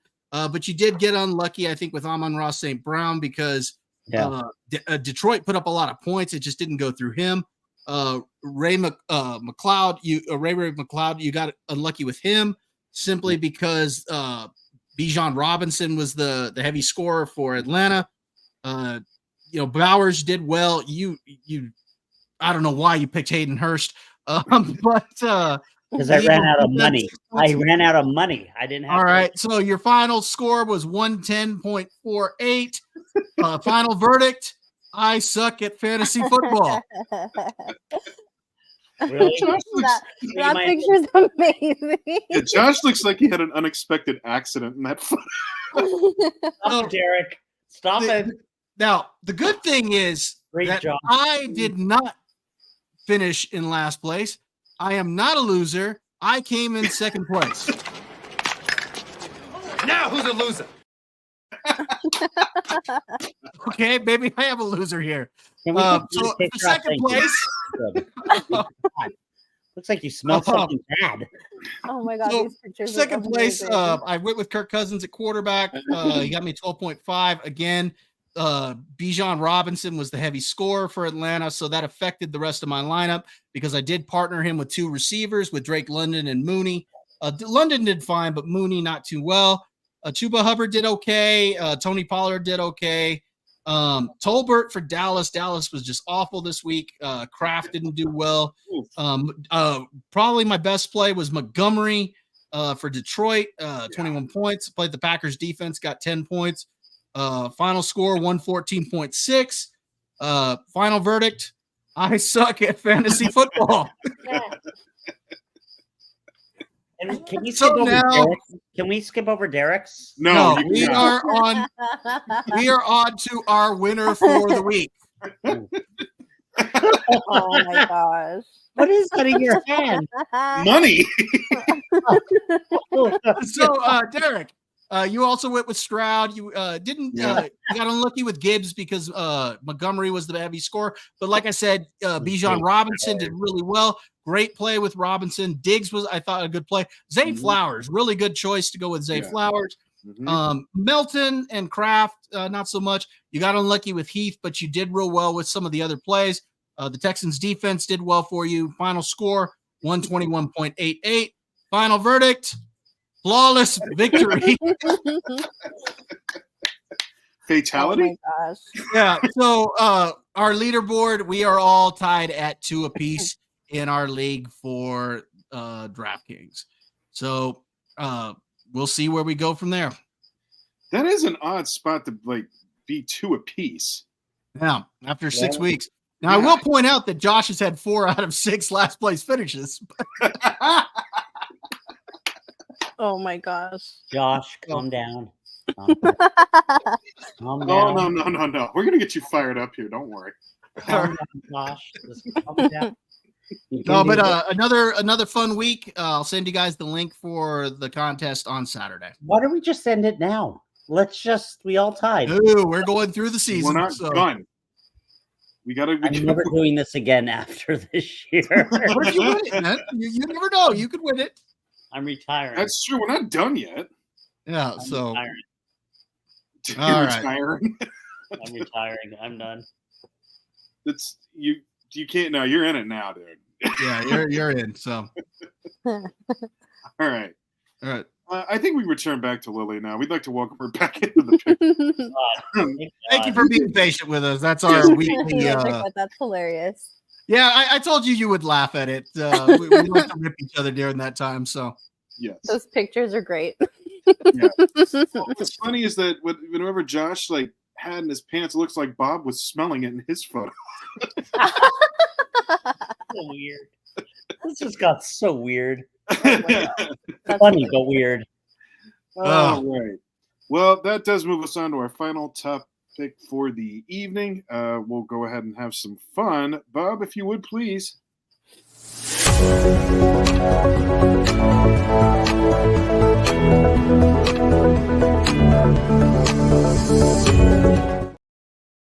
Yeah, All I right. love that. This is a segment that we've done before where we call it rapid fire, but we decided to rename it Dad, I Have a Question. And it's basically just us, ripping off some questions here, and then we'll just answer it all around the table with everybody. And that's how we'll do this. There's not much more to it than that. Questions, comments before we begin to start here, folks? no, we had some real fun with this one last time, and we actually got some good material out of it for following weeks. I mean, we still have Josh's parrot because of it. Yeah, that's true. You're right. So yeah, we still got him. Okay, let's see. Well, this is an interesting one. There's Josh's parrot. Just to start it off. All right. You could Okay. help yourself. Could you? Here You we, could help yourself. here we go. All right. All right. So this is kind of a strange one to start, but there's a smell that may not smell particularly good, but you don't mind smelling it. What is the smell? I know what mine is. I don't mind. Okay. You guys, Bob, Lily, thinking about it? Yeah, I think so. Okay. Go ahead, Lily. All right. Give it a I got guess. mine. Okay. Yeah. Go ahead. Oh, me first? Yeah, you Yeah. go. Go ahead. All right. So when you go to the nail salon and they're doing acrylics, that like really strong, like ammonia kind of smell. I hate smelling it, but at the same time, I don't mind it if I have to smell it. Got it. That's. I I guess was that would wondering. be I was mine. wondering if we were going to get a different answer from the female on the show around that. It does Yeah, make because sense. whenever I used to go to the nail salons, like that smell is so strong, and Yeah. I hated it. I don't personally like it, but if I have to smell it, I'm okay with it. Yeah, there That were a makes couple of times where I got dropped off, like with those kids at the nail salon where my mom was, and the minute you open the door, you got hit with that thing. Yeah. Yes. Ugh, So I'm kind yeah. of happy that the lady that I go to now, like she has her own thing and she doesn't use any acrylics or anything like that, so I don't have to smell that anymore. Fair enough. Good work. All right, Josh. You go to the doctor and you're about to get a shot, and the alcohol pads. Oh, okay. That's a Right? They open it up, and something about that smell, you're like, oh, it's not bad. fair enough. It's different. The alcohol pad. Never Okay. gonna. I know. You're gonna Oh my crack gosh, me. Josh. Bob, please. For me, bleach. Really? Yeah, okay, Oh. here's why. Here's why. Bleach is Because awful. it's strong smelling, but when you work in a nursing home, sometimes the other smells are so bad that when they go in there, they clean it with the bleach and everything like that, and they clean the room. You walk in and you're like, okay, that smells much better. So, so there is a reason why. I actually kind of, oh yeah, I'm fine with that because that means it's clean now. Good point. All right. All right. What about you, mine, Derek? mine would have to be like gasoline when you're getting a refill. And you Really? yeah, I don't know why. I just get out of the car and I'm just like, oh, that's nice. That's not bad. That's That's not a bad. good one too. Yeah, that's actually a That's good the one. Now, we have to Came on point mine. out that we're not all out there sniffing this stuff all day long. No. That's why I say that's why I made it a very important point. You only do that when you need a refill on What about a gas. cigar smell? Do you guys like the smell of a cigar? It Any depends on the cigar, I think. Yeah, I think I sometimes, I don't prefer know. this. If I had to choose, I prefer the smell of a cigar over a cigarette. Yeah, Yes, I mean, I've never I agree smoked with that. any of that stuff. So, but always a smell from a cigar. I've always been like, oh, What about a bar rag? Man, that's Oh, all right. Yeah. You throwing it in my face, probably. I wouldn't throw it that hard. I'd throw it at your shoulder rather than your face. Yeah. Your face is too much. You've thrown towels at me, so Yes, I have, but they were clean. I was giving you one. And you're welcome for being able to crash at my place. All right, let's move on. never again. All right. Okay, the best Wi-Fi name you've ever seen in your entire life. Oh God, that's Oh I my mean, I have no gosh. idea. They get harder. I I have think no freaking idea. my neighbors had a really funny one. Let me see if I can look at it. real No quick. idea. Oh no, it's not. God, I have no idea. That was a hard one. Nothing? That I is really- a hard one. I've never. I got mine. Bob, do you have one? You know, I don't think I've ever seen any that are too crazy or anything like that.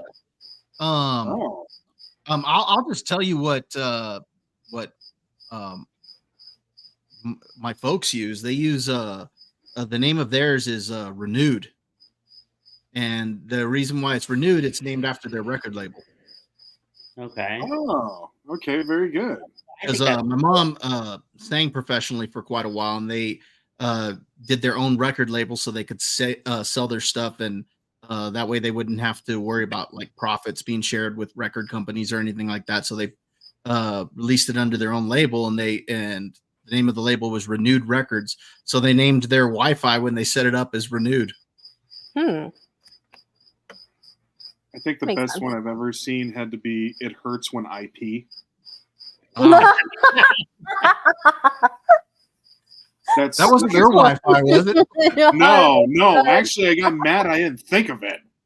Like, oh, it should have been mine. Oh, that's so good. So that's the Oh one my that immediately came gosh. to my mind. Yeah, my neighbors used to have a really good one, but now I forgot, and I'm trying to look at it right now on the list to see it. But either they got a new name for it, or they changed it, or upgraded, or something, because it's not there anymore. Okay. If you don't have answers, it's all right too. We're not going to force this out of anybody. Yeah, no, I No, don't have I don't. it. You know, I don't have one. What? You don't have one? I don't have one. I I don't Okay. have just one either. looked at my phone to see if there was something. Yeah. Yeah, I've never Well, seen well- any too crazy. I know there's a lot of crazy ones out there. I've just never actually or seen one, and if I have, I just can't recall it. Yeah. Mm-mm. Gotcha. Okay, but we can move on. That's all right. But I like that one. It hurts. Like, Yeah, that's a good one. Very That's well hilarious. done. You know, I don't know what it is. Maybe it's like living around Silicon Valley, but I've actually seen some pretty creative ones. Yeah, I'm not Um, surprised. I can imagine. I bet you have. Actually. Mhm. Yeah. But that's the one. That one's the best. That one just sticks out in my mind. Okay. Here we go. Okay. On your whole body, one part you want to change. oh, Bomb knew Okay. instantly. Jeez. All right. Well, Bob, if you would. you know how ladies will ask, does this dress make me look fat or something like that? And I've thought to myself, hey, does this shirt make me look fat? No, it's my stomach that makes me look fat. And so because of that, I think I'm going to change my stomach. That'd be the part of me I'm going to change. Washboard abs. Yeah, exactly. See, I've always wanted a six pack, and then I finally got one. Now, granted, it's in the fridge, but actually, the truth of the matter is, I did let myself go, but I did it for a reason, because I found it's for my safety. I found out that fat people are harder to kidnap. So, Oh my so god! it is for my. Can't move you around. Oh, This so is good. the fact. Yeah. Yeah. So True statement. yeah. Yeah. So for me, it'd be my stomach. All right. Gotcha. Josh? I would also say my stomach. I think it's a guy thing. I want those washboard abs. I'm working on it. I've lost a lot of weight, so we'll see. But yeah, it would be nice just to pop up a six pack there. Well, should we get back into the triathlon training? I mean, I thought we Maybe made a decision together. Maybe Do we it. should. What about you, Jericho? I've actually already taken care of this technically, but I used to have like oh man, sharing an awful lot here. I think I know this. I think What? I know this. What is it? What? Hair on What is your it? back. Yeah, that was it. Oh my gosh, you guys do know each other really well. Oh no! It's gone now, but yeah, there it used to. Oh, Did you man. get it lasered? Yeah, I remember that years ago. Oh, and That's hilarious. Yeah, it didn't feel awesome. I'll tell you that. Oh, Hilarious. welcome So to the now that show, Lily has Lily. vomited, do we want to ask her what she wants to change, or is that rude? That's the lady. Well, let's see. So I just finished watching The Substance 2 days ago, and that traumatized me. Yeah. And that made me feel like I do not need to change anything about myself. I'm fine. That's fair. But I guess if I could say something that's kind of a little bit more superficial, that I would say maybe make my eyes a little bit lighter because I have super, super dark eyes. And a lot of people are like, oh no, they're cool. Like they look almost black. And I'm like, no, I kind of want them to look like both of my parents. They have brown eyes, but they're very light, like honey colored brown eyes. So I guess I would say that. All right. Lighter eyes. Okay. There you go. All right, that's fair. Okay. Nah, we're not gonna ask that one. That's doesn't seem right. Do another one here. Hold on. Let's see. Oh, are there any unwritten laws at your workplace? Bob's got to have a bunch of these. Unwritten laws at our workplace. Yeah. Yeah, I would say there are some unwritten laws. Come on. You do. Come on. Such as? Or are they too? You can't share them. No, I mean, I guess this would be the same at a lot of workplaces. Mm-hmm. There are stuff that you want to try to handle internally. Yeah.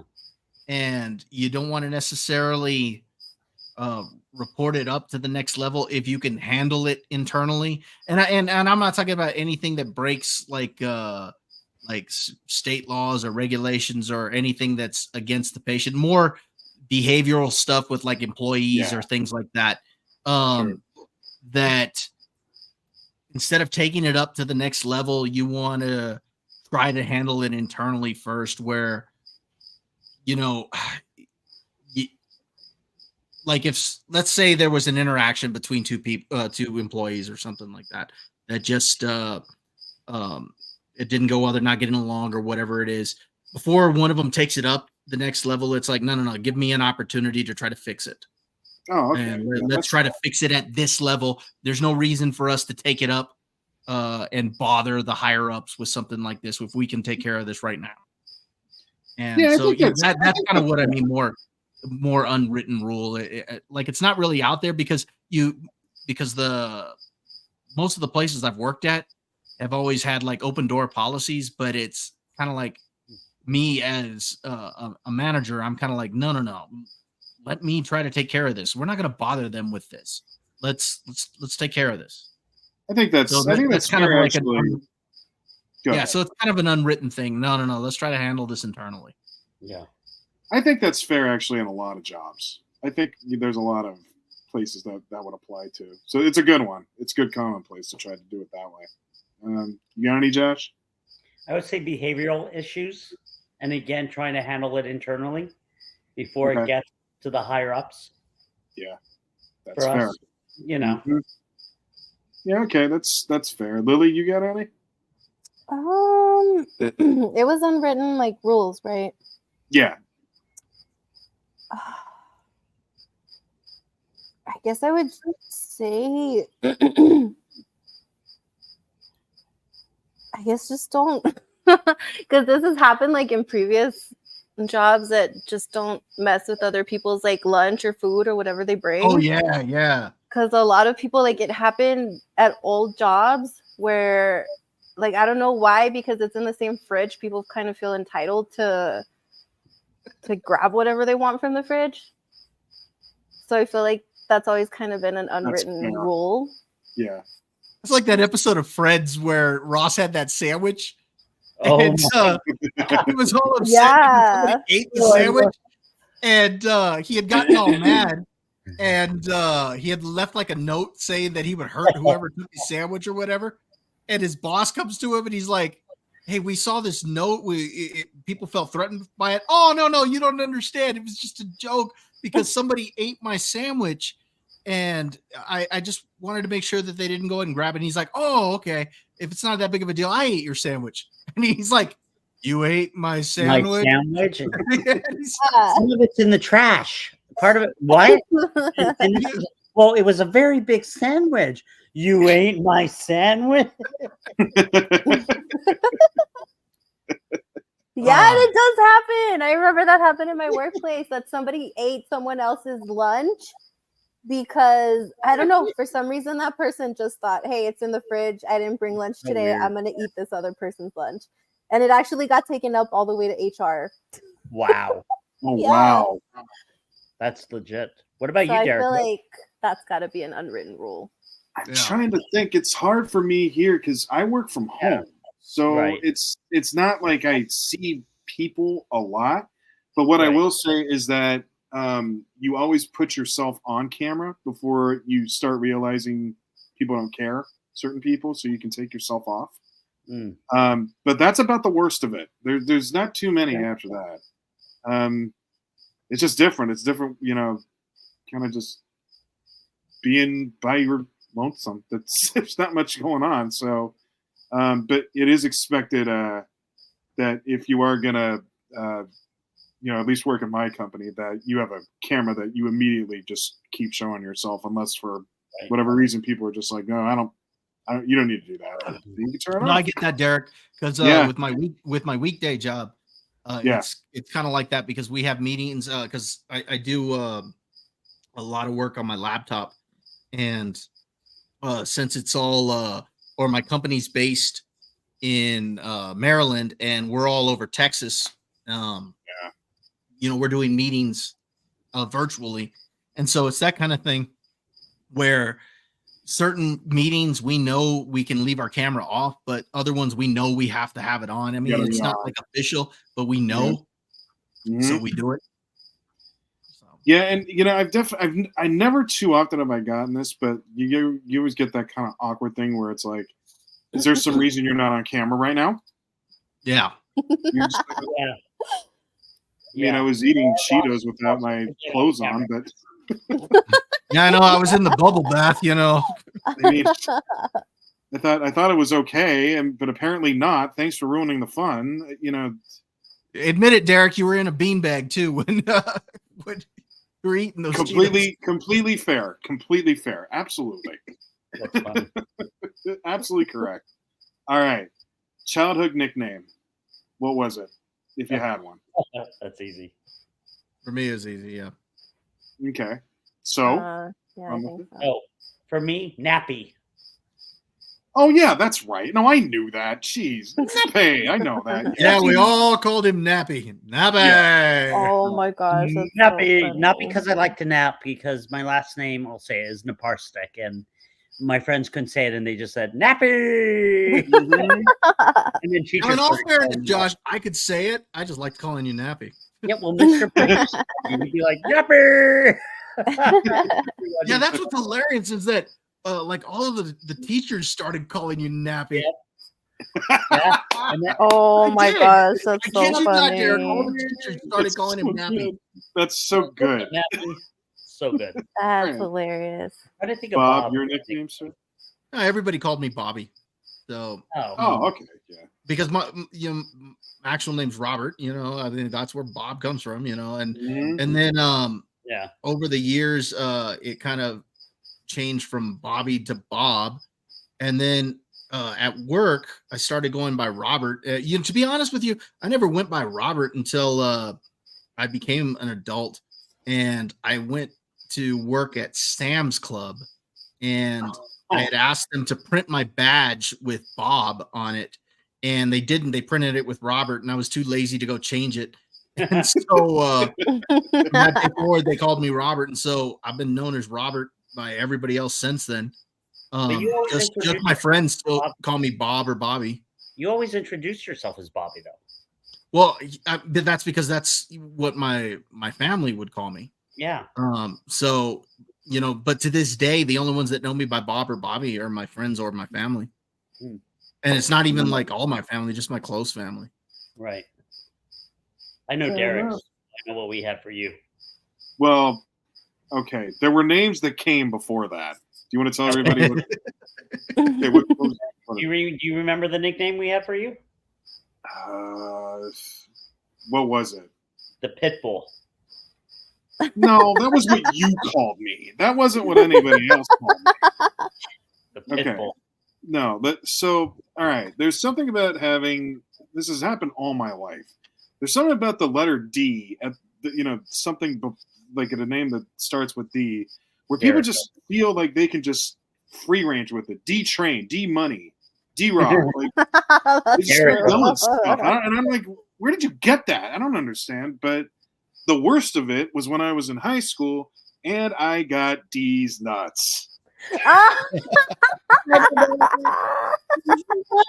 So Oh at my God, high that's the school best. graduation, as you can imagine, when I got called up, D's nuts. Like,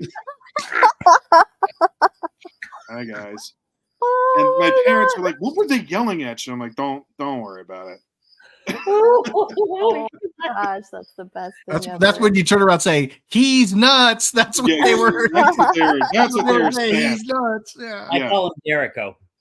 Well, that you have done almost like my entire existence that I've known you. Yes, is Jericho. College friends call you Jericho. Well, Right? Teddy started it, I guess, but you rolled with that. I You just rolled kept with going. it. Break down the walls of Jericho. Okay, good. But we're done with that now. Okay. What about you, Lily? Well, I have quite a couple of them that they're just like plays off of my name too. So the main one is Lily. Everybody calls me Lily. Nice. And then for some reason, people at work started calling me Lils instead of just Lily, Lils. And then my best friend and my other closest friends, this is the funniest one. So I am a Gemini, and everybody says that we have split personalities. So my best friend lovingly said that when I'm being my evil self, she calls me Lilith. Oh yeah. Oh. So that's when I'm being a little cranky or whatever. She's like, "Okay, Lilith," and I'm like, "Oh my God, stop calling me that." Yeah, I was about to say she's begging for it. Like that seems Yeah. like a bad idea. Yeah, so that's And like I my bet it makes you clue. so happy when she calls you Lilith too, because Yep. you're already feeling it at that moment. Yeah. Mhm. But it also kind of brings me back to like when I'm a little bit too cranky and I'm like mad about something that's really dumb, and she's like, "Okay, Lilith, calm down," and I'm like, "Oh, okay. I think I am being a little bit crazy. Let me bring it back down." That's funny. All right, so we know what not to call her on the show. I always think of Spears, Fraser's wife, Lilith. Yeah. Just dump it out of your mind, Josh. Don't even think Yep. about it. Don't even go there anymore. Oh, it's gone. Yep, good call. That's exactly right. All right, let's do this one. You're by yourself. Song comes on and you're dancing like no one's watching. What's the song? So many. Oh my gosh, there are so many. It can just be the first one that comes to mind. You can do some further ones after that if you'd like to. Okay, I got it. Okay. Yeah, I caught my first one too. Go ahead, Lily. Oh, this one is so embarrassing. "Burn in Love" from Elvis Presley. Nice. Okay, You that's love fair. Elvis. Oh my god, That's legit. I love that song. Like Yeah. a lot of his songs are just really, really catchy and they make you want to dance. And That's anytime that I have a playlist on when I'm like cleaning the house or whatever I'm doing, I have a lot of Elvis Presley. And whenever "Burn in Love" comes on, yeah. Yeah. There's going to That's be my shaking song. and grooving is what there's going to be. Yeah. All right, Josh. I want to know what love is. Oh my gosh, can you even dance to that one? I want you to show me. Little Foreigner. But Josh, you can't dance to that.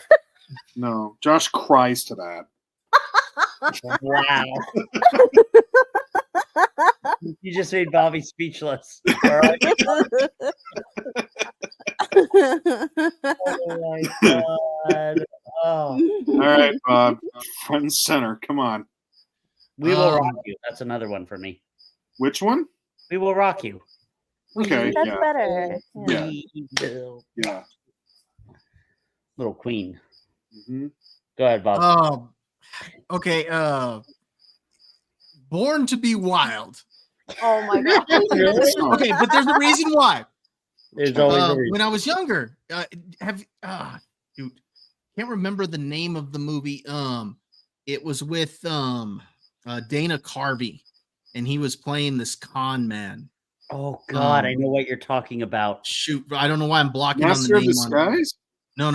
No, something opportunities. Opportunity Knocks. Yeah, yes, opportunity knock. So Yeah. he's playing this con man, and he's trying to pretend to be this, the roommate of some guy's house that he moved into, or not the roommate, but like the former college roommate of this guy's house that he's hiding out in. And of course, he ends up meeting the family and stuff, and he ends up falling for the daughter. Well, he goes on a date with the daughter, and they go to do karaoke. And he finds out while he's there that the guy he's pretending to be was like a really good singer and stuff like that, and was like in a rock band. And so he has to do Born to Be Wild karaoke, but he starts dancing around and everything, just going all out with it. But I remember that. So anytime Born to Be Wild is on, I'm sitting there dancing around with it. Oh my gosh, that is funny. You know what? So, You made yeah. me think of another one that came from a movie too that I absolutely go crazy when I hear it too. Is Kiss, I Was Made for Loving You.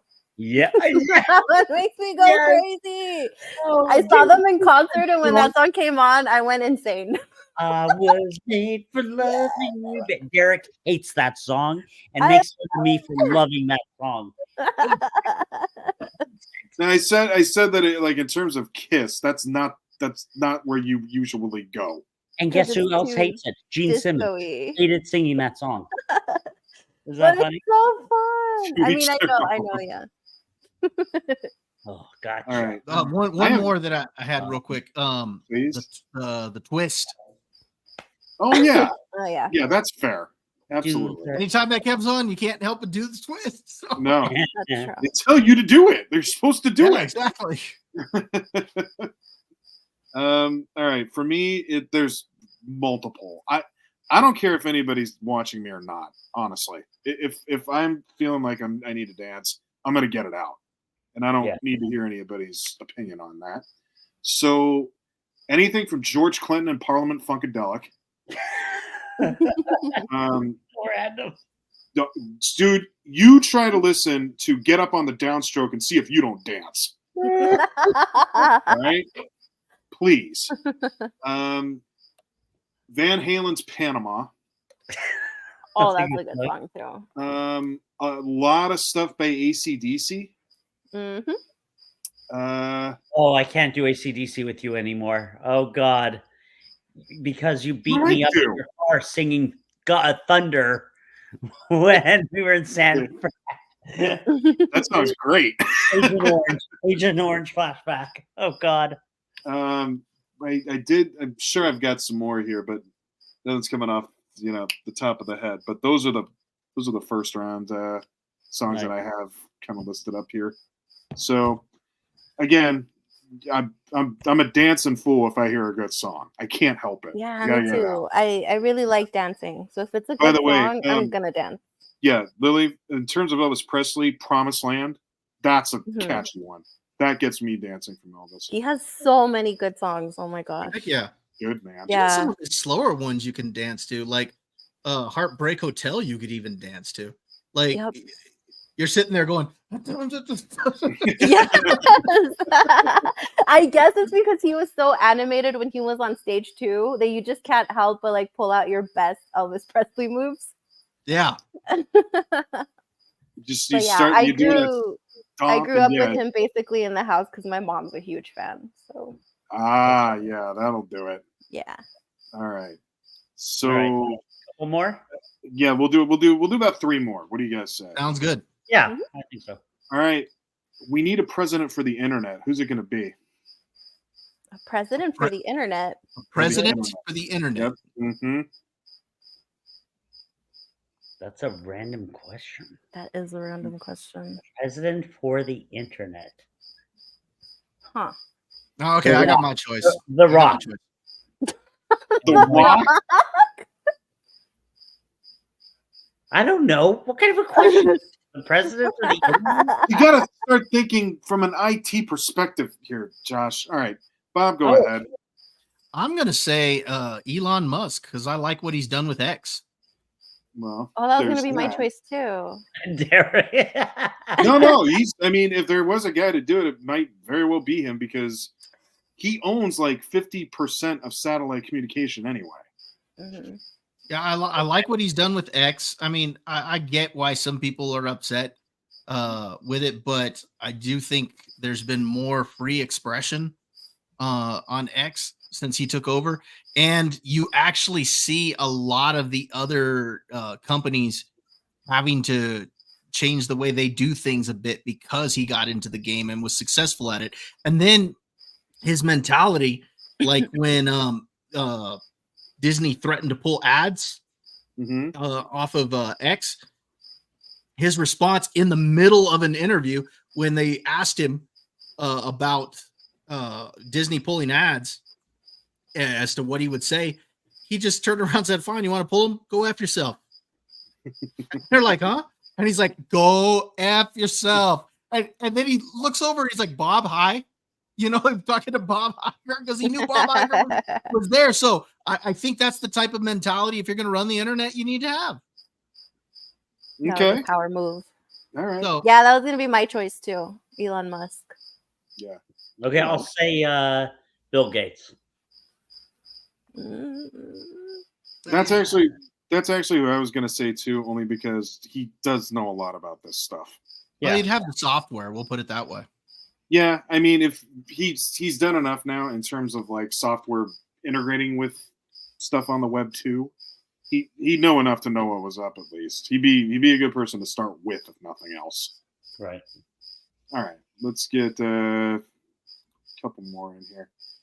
All right, give me a second. No, we're not asking that. That's no. That's weird. Only imagine the questions he's throwing out. I know. Oh my god. You don't know. It's better we don't. Some of them are also like. I also don't want to bring Lily down. She already kind of had a tough day. There's been some of those. Got it. Let's see. Oh, you have to retake a driver's test. Which part would you know you'd fail? Oh, All of it. Not bad. Yeah. Probably. Well, for sure, parallel parking. I can't. Yeah. I was gonna say I can do it, but I don't know if I'm really good at it. I can't. for me, the To written say part, I can't. Yeah. for Which me, one? the written part of it. I did flunk the written part once. I did too. That's Yeah. what I'm saying. The written part. Yeah.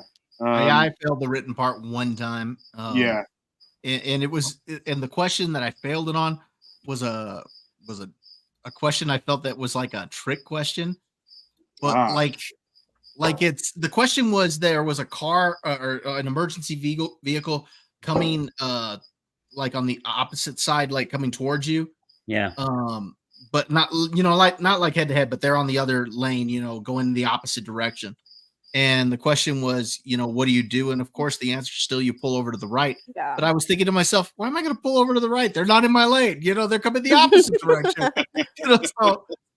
So I got that one wrong. Never will I get that wrong again because It's funny, in where I used to live, you didn't have to go over to the side. I thought, like here in You always have to California, go you over. gotta go over to the side. yeah, you Yeah. still got to go over to the side. I Mhm. don't know why I always thought. Okay, Yeah, you always See, have you to. already still gotta failed. go. I felt. See, that's why. Yeah. You see, there you go. Hey, you still felt too. Bob. No, yeah, I said, but I'll never fail it again. Let's put it that way. No, if I had to, if I failed again, or it would probably be the parallel parking. Even though over the years I've gotten better at it, I it's have still to. not my strong suit. Yeah, I can't. In LA, you have. I avoid parallel parking. I will find a different parking space just so I don't have to. Lily will drive around. and Yes, I'm a really bad judge of Wait a minute, distance. Like, Derek, and do you then parallel? yeah, I just can't. I parallel sometimes, yeah. You kind of do have too. to around. You You kind of have have to. to around here. Yeah, same here. Yeah. You have to do it. And then my Not- I car mean, is not also always.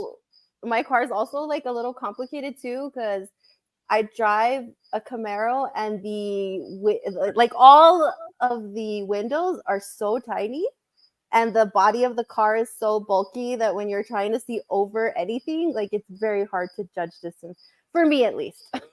So that's why I'm like, I That don't know does how close present I a am to different everything. challenge. Yeah. So I Hmm. just find a regular parking spot. I have a 4Runner. So that's a beast to try to pair Yeah, off. no, But no. Yeah. you have to kind of, you have to line yourself up with the car next to you and then back it. Yeah, no, It it's can be too tough. complicated for me. Pain in the arse.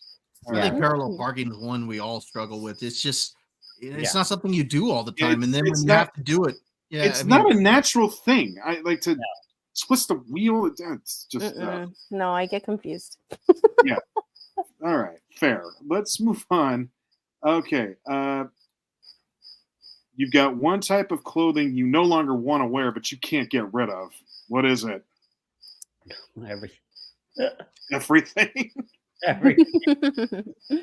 I already know the answer to this one. Yeah, I think I kind of know too. Yeah. Yeah, I think so too. Okay. Shout them out.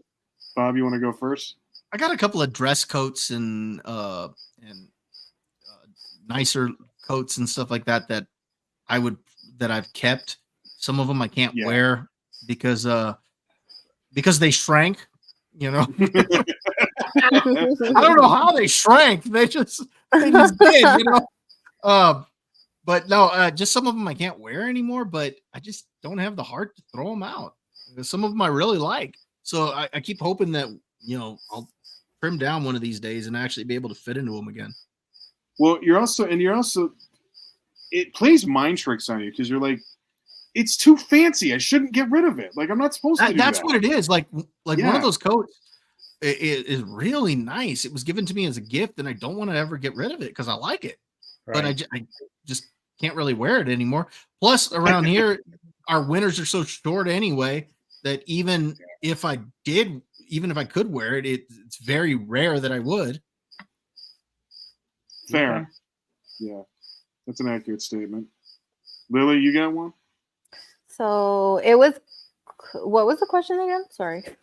Oh, if there's something that you no longer want to wear or don't think you should wear, or you can't get rid of it for some odd reason. You just find a need. Yeah. I was right then. I just wanted to make sure. I have a lot of Halloween costumes. I love Halloween, and I mean, obviously, when are there going to be times that I'm going to wear all of them?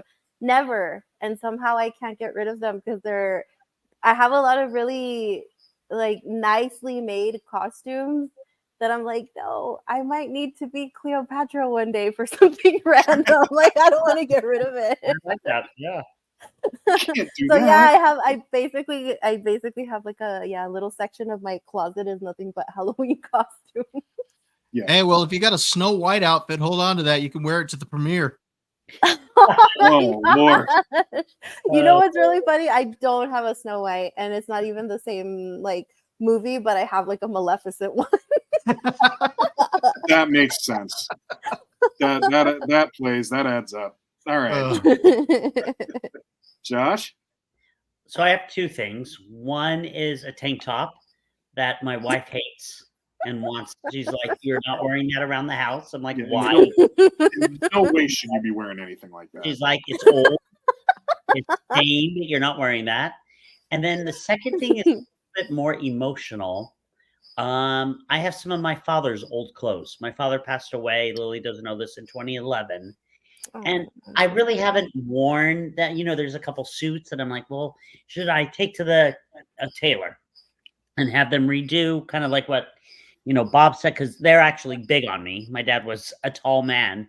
Yeah. And like, could I have that done? And then there's some shirts and I'm like, I don't know if I'll wear them, but I have to talk low because I don't want my wife to hear it because she'll then try to give stuff away.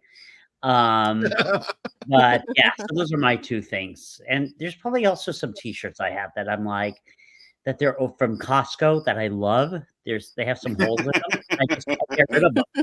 I just can't get rid of them. Josh, you don't by any chance have any of his robes, do you? Yes, I have. So I have one of them. Growing up, I'd be Josh and I would be over at his place and we'd be hanging out, watching football or playing video games or something like that. And then his dad would come, in his robes, and his bathrobes and whatnot. I mean, just all the time, just walking around. Yeah, But he was so cool. I loved your dad. Yeah, he So loved. I don't know why that came to my mind. I just remember him in those robes. Because he would. The problem was so in the master bathroom, we had a jacuzzi, and they had never did. There was a shower there, a shower head, but there was no glass around there. So they decided to use the shower in where the not living room, where the den was at the other side of the house. Well, that's where Bob and I would hang out. So had to go. He would shower, he'd open the door, and have the robe on and all his glory. I have one of the robes that when she's here. Yeah, I always remember he had that red and gray robe. Like that one. Yeah, and he would remember that. Hello, Bobby. How are you? And with the robe on. If you're gonna have cool robes like that, you should also have a pipe. You don't have to smoke anything. Right? Just all that was missing, Josh. Yeah, him with a pipe. Yeah, that was it. I think that's understandable, though. Those are things that you do want to keep that I don't think actually, you ever want to get rid of. Lily's got a point there. That is stuff you do keep. Yeah, right. Yeah. But I have other clothes that I should have gotten rid of that I just, can't go because I'm like, well, at the time I was, way overweight, and I'm like, well, maybe now I'll be able to fit it, which I can, which is great. Mm-hmm. I mean, there's an old Arizona t-shirt, Derek, I found that I put on, like, oh my God, it fits. So I'm wearing that. I got a couple of shirts that my kids got me that I won't get rid of. I can't wear them anymore, but I won't get rid of them. So one of them is a Darth Vader shirt. Nice. And it says on there, "I am your father." Of course not. You don't. No way. So there's that one, and then the other one is I always told my kids because I said so. Like they'd ask me, "Why do I have to do that?" Because I said so. And so they got me a shirt that says on there, "Because I said so." That's awesome. Memorabilia for sure. Yeah, I have a lot of concert T-shirts too. Like I'll never get rid of those. Yeah, I got some. That's what I was gonna say too. This was mine. I got some ratty ass T-shirts in my drawers. Yeah, I can only wear when I go to sleep now. Derek Lilly would always wear this in college. Red T-shirt with a black bull on it. That's from Spain. All the time. That's from Spain, dude.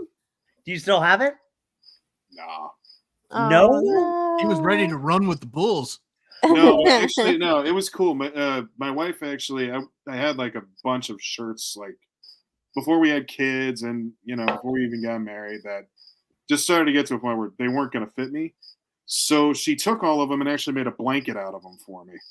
Oh, that's awesome. Oh, That that's is cool. Yeah. That is so cool. That's she was cool. like, "You're probably not going to wear them, but I thought I'd do this for you," and I still have it. So let me tell you, I went to visit Derek one time in San Francisco, and I said, "Don't wear one of those shirts. It drives me. You wear them all the time." And he literally, I see him at the baggage claim, doesn't come up and give me a hug. He's wearing a jacket, unzips it. He's got one of the shirts, and proceeds to give me a nice little gesture. that was me, wasn't it? But yeah, there's certain stuff you just don't want to get rid of. I have this Texas National Championship shirt that I don't want to get rid of. Oh no, no sports stuff. If it has to do with anything, I'm saying that just for Josh. Joking. Oh, I have a T-shirt that's got the score of the Tennessee and Florida State game, in 1998. Oh my God. No, what's sad is I saw that game in person, Derek. I don't know if I ever told you that. I actually went to the national championship that year.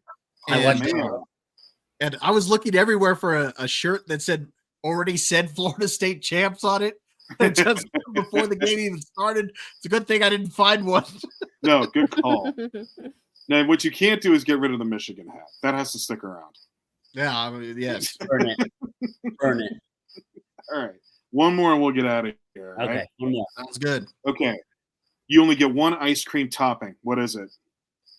Basically your favorite. You have to call it. Okay, I know mine. Yeah, I know mine. I think I know mine too. Okay. Bob, you first? Oreo cookie chunks.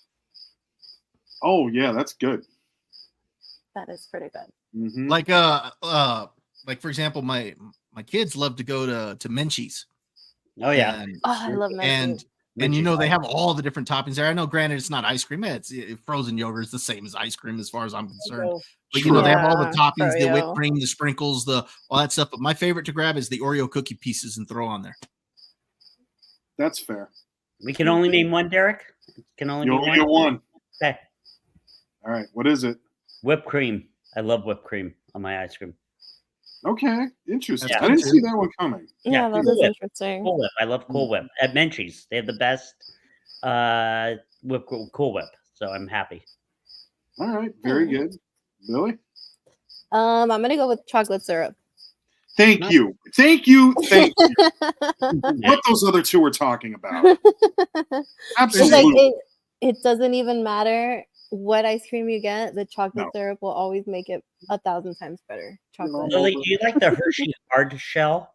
Yeah, I don't discriminate between any of the chocolate syrups. No, just, If it's chocolate, I I'll will eat not it. They all work.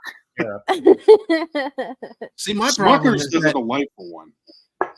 my problem is that my ice cream has all three of those toppings on it. You know, so okay, what would be a second thing you guys like on your ice cream? mine would have been the chocolate syrup. Would have been my second. Derek? Butterscotch. Wow, okay. Lily? Yeah. I think I'd probably have to go for maybe peanuts. I really like mixing the peanuts with the chocolate syrup and the ice cream. I like a little bit of crunch in there. Okay. Reese's peanut butter cups with me. Legit. That's legit. Yeah. Hey, Josh picked that second topping because he started salivating going over the first topping.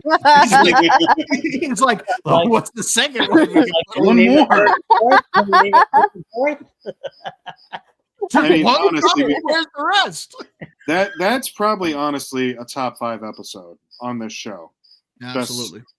Best Oh my ice gosh. cream and toppings. I'd be down for that.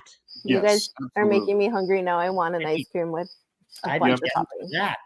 Yeah, that'd be a good top 5 to do. We have to do that in our sodas. Best. Yeah, we still need to do The that one. tastings. I forgot about the tastings. We have Yeah, to. we've got this idea, Lily, that since we all drink diet sodas, we want to do this like a tier ranking of the top 0 sodas out there, especially now that they got so many flavors. Mm-hmm. Yeah. So I don't even think I could do a top 5 because I just drink one kind and that's it. What do you drink? I diet Dr. Pepper. That's it. Oh, that's an all right one. Have you done the Dr. Pepper Zero? Yeah, it basically tastes the same. Okay. I think all of them are pretty good. I think the only one I really don't care for is Pepsi. Pepsi Zero, Pepsi. Yeah, Pepsi. I'm the same way. I'm not a big that fan one of tastes. Zero. That one tastes gross. Like you can that one actually tastes taste real that weird. it's diet. Yeah, it's nasty. It's a real bad aftertaste. Yeah, It that's does, in yeah. there too. It Not does. a fan. No, Not me a fan either. at all. Me either. I had to have it the other day for something, and I was like, "Ooh, never mind. Just give me water." Yeah, Gross. legit. Well, my just real quick. Go ahead. My cousin, he used to he would come over and he would always get a soda or a juice or something like that. I remember this one day he comes over, he's like, "Hey, you got anything to drink?" I was like, "No, today we only got water." And he's like, "Nah, never mind, I won't take anything." Oh my gosh. He didn't even want water. That's Bobby's hilarious. parents always had diet drinks in his house. Yeah. Always had diet. That's why he came over to my house because we had the real. No, that's not honestly. No, because my mom was a diabetic, so that's why there were always diet drinks in the house. So to me, it was actually that I grew up on those. So to this day, drinking regular drinks, they taste too sweet to me, or they're too and then if they're not too sweet, they're too filling because I grew up on the diet drinks. Like, I mean, I could turn around and eat like a massive burger, at Chili's or something like that. But I'm like, bring me my diet soda with it, I'm so hungry right now, you guys. We're giving Coca-Cola too much. That's too far.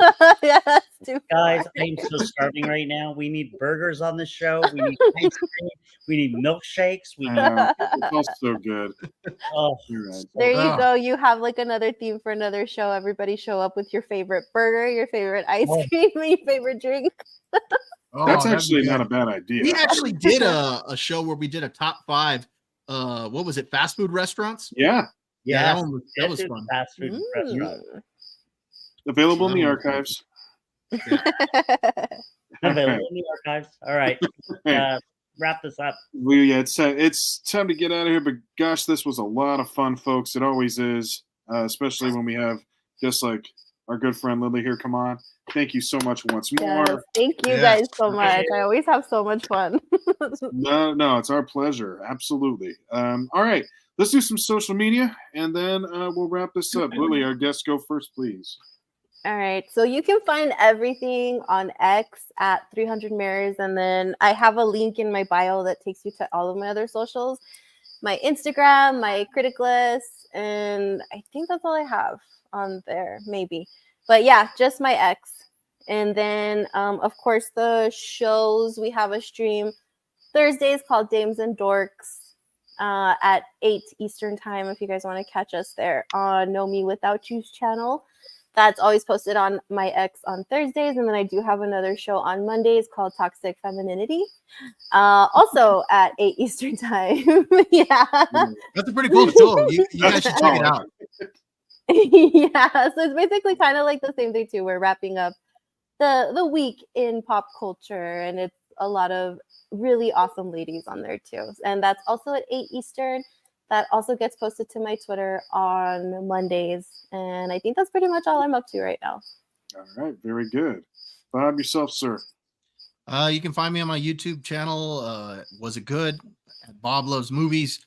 I'm going to be reviewing Smile 2 tomorrow. Well, I'll probably have it posted Friday, but I'm going to go check it out tomorrow.